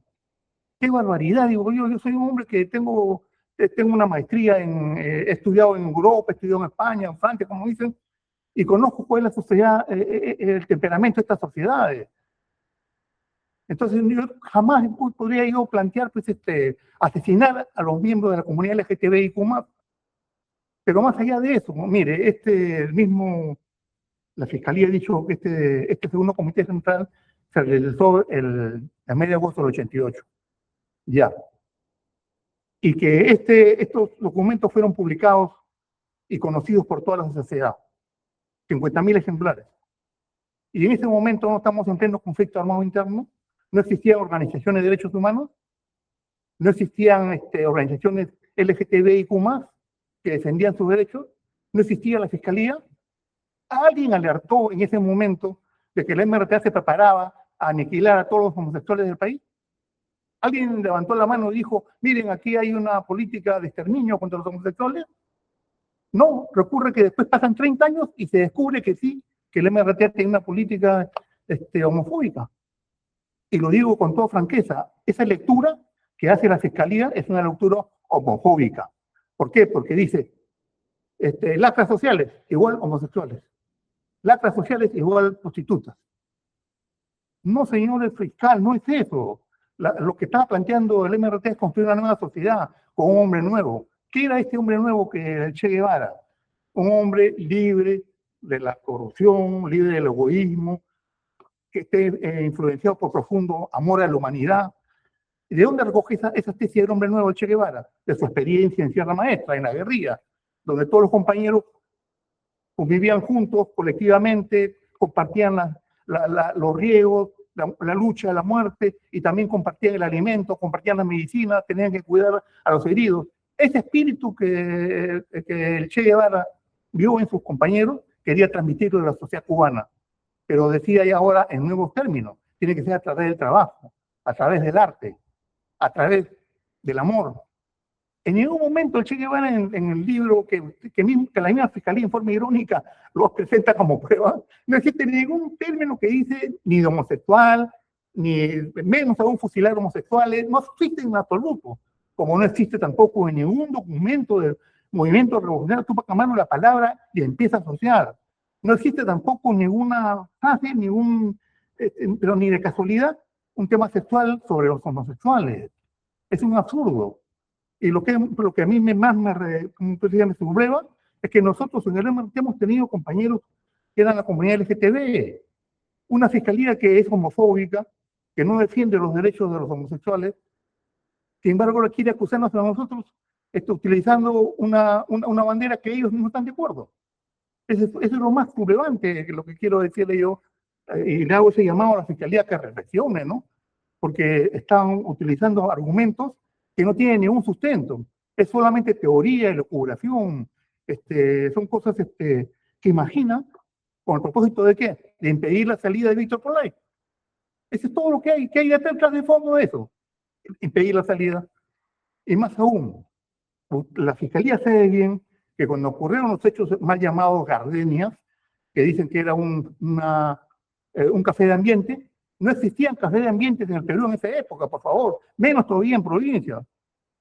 No dice la Fiscalía, no ha dicho existía en tal sitio, en tal dirección, el dueño era tal, los empleados eran tales y que vieron que los del MRTA mataron a homosexuales. No hay ninguna prueba de nada. Pero lo peor de todo esto es de que cuando ocurrieron esos hechos, que fue el 31 de mayo del año 89, yo tenía preso 4 meses ya en Canto Grande. Yo fui preso la primera vez el 4 de febrero del año 89. ¿Cómo yo desde la cárcel voy a ordenar que en Tarapoto maten a homosexuales? En una discoteca de ambiente que no existía en el Perú en ese momento. Yo quiero recordar de que en esa época no existían celulares. Y yo no tengo esta capacidad telepática para poder ordenar. Entonces es un absurdo material pensar que yo de la cárcel, que estaba totalmente aislado, pueda mandar a ordenar pueda ordenar de que después de 4 meses me acuerde, no, hay que matar a homosexuales, mando a ordenar que maten a homosexuales.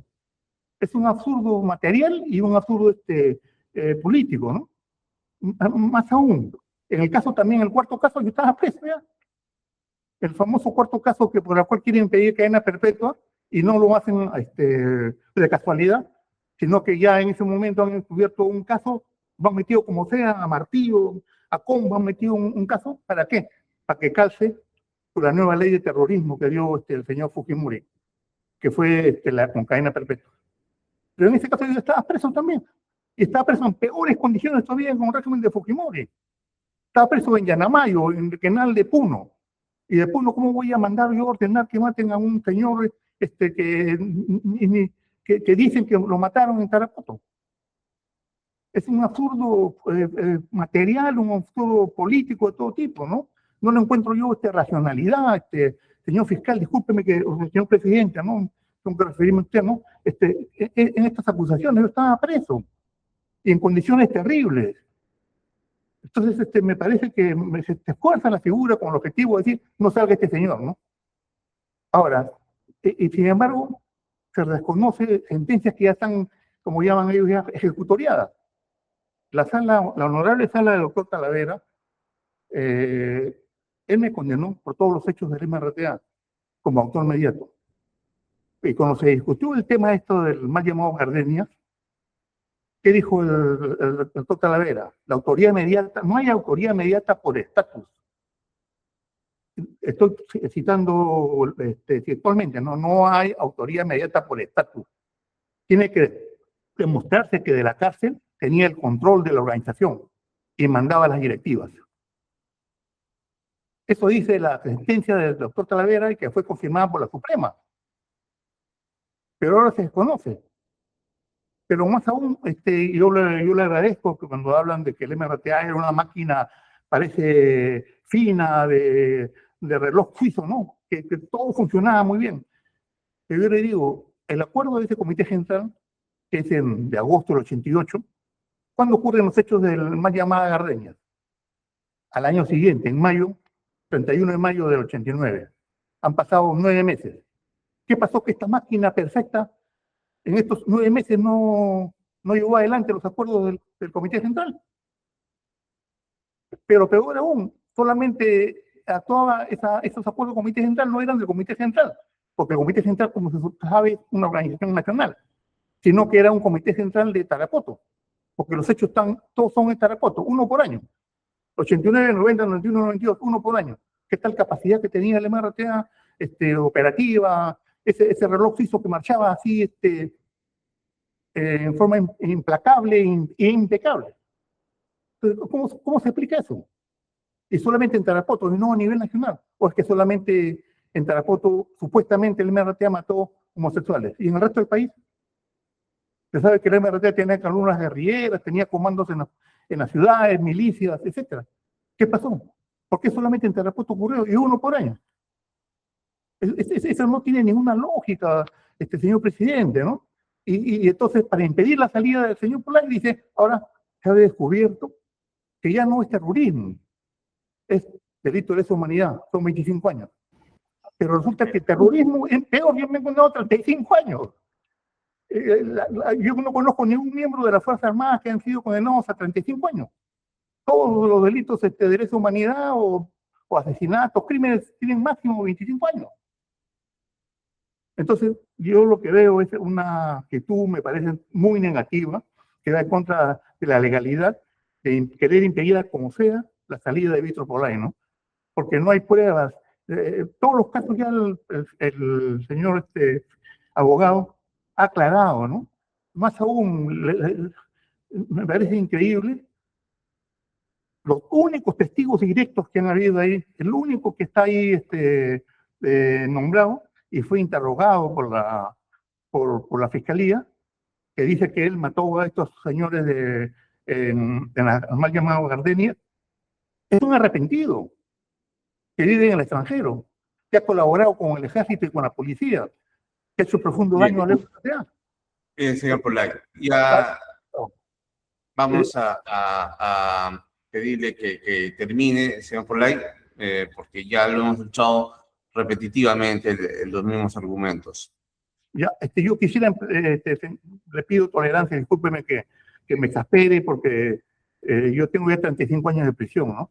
Y cuando escucho que quieren pedirme 35 años más, o más todavía perpetuo, me considero como una gran injusticia, señor presidente, ¿no? Por eso quisiera que sea, le pido, le ruego, le suplico que sea tolerante para que me escuche, porque no he podido hablar mi verdad.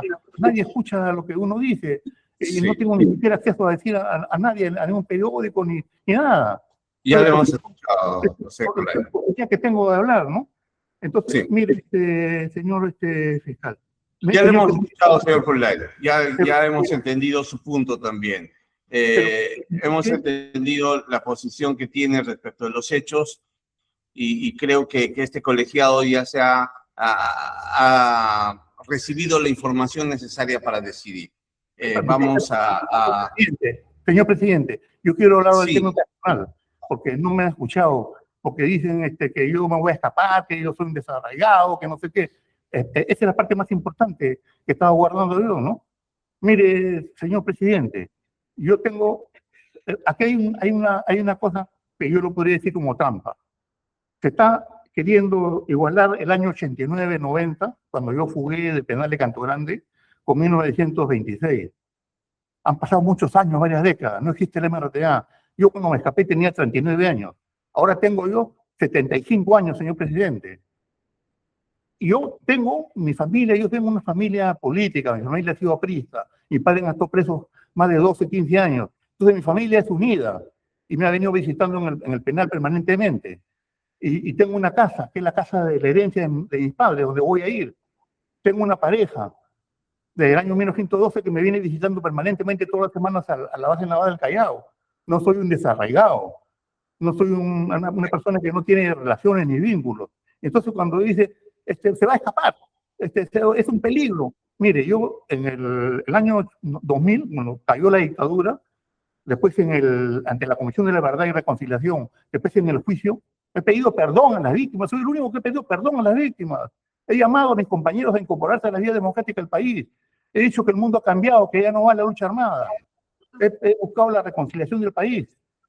Entonces, ¿qué peligro soy yo para, por qué me ponen por qué quieren continuar con mi cadena? Yo he cumplido mi cadena. Ya le hemos entendido el punto. Tenemos también otros compromisos dentro de la agenda de la sala. Hemos entendido su punto, señor Polay.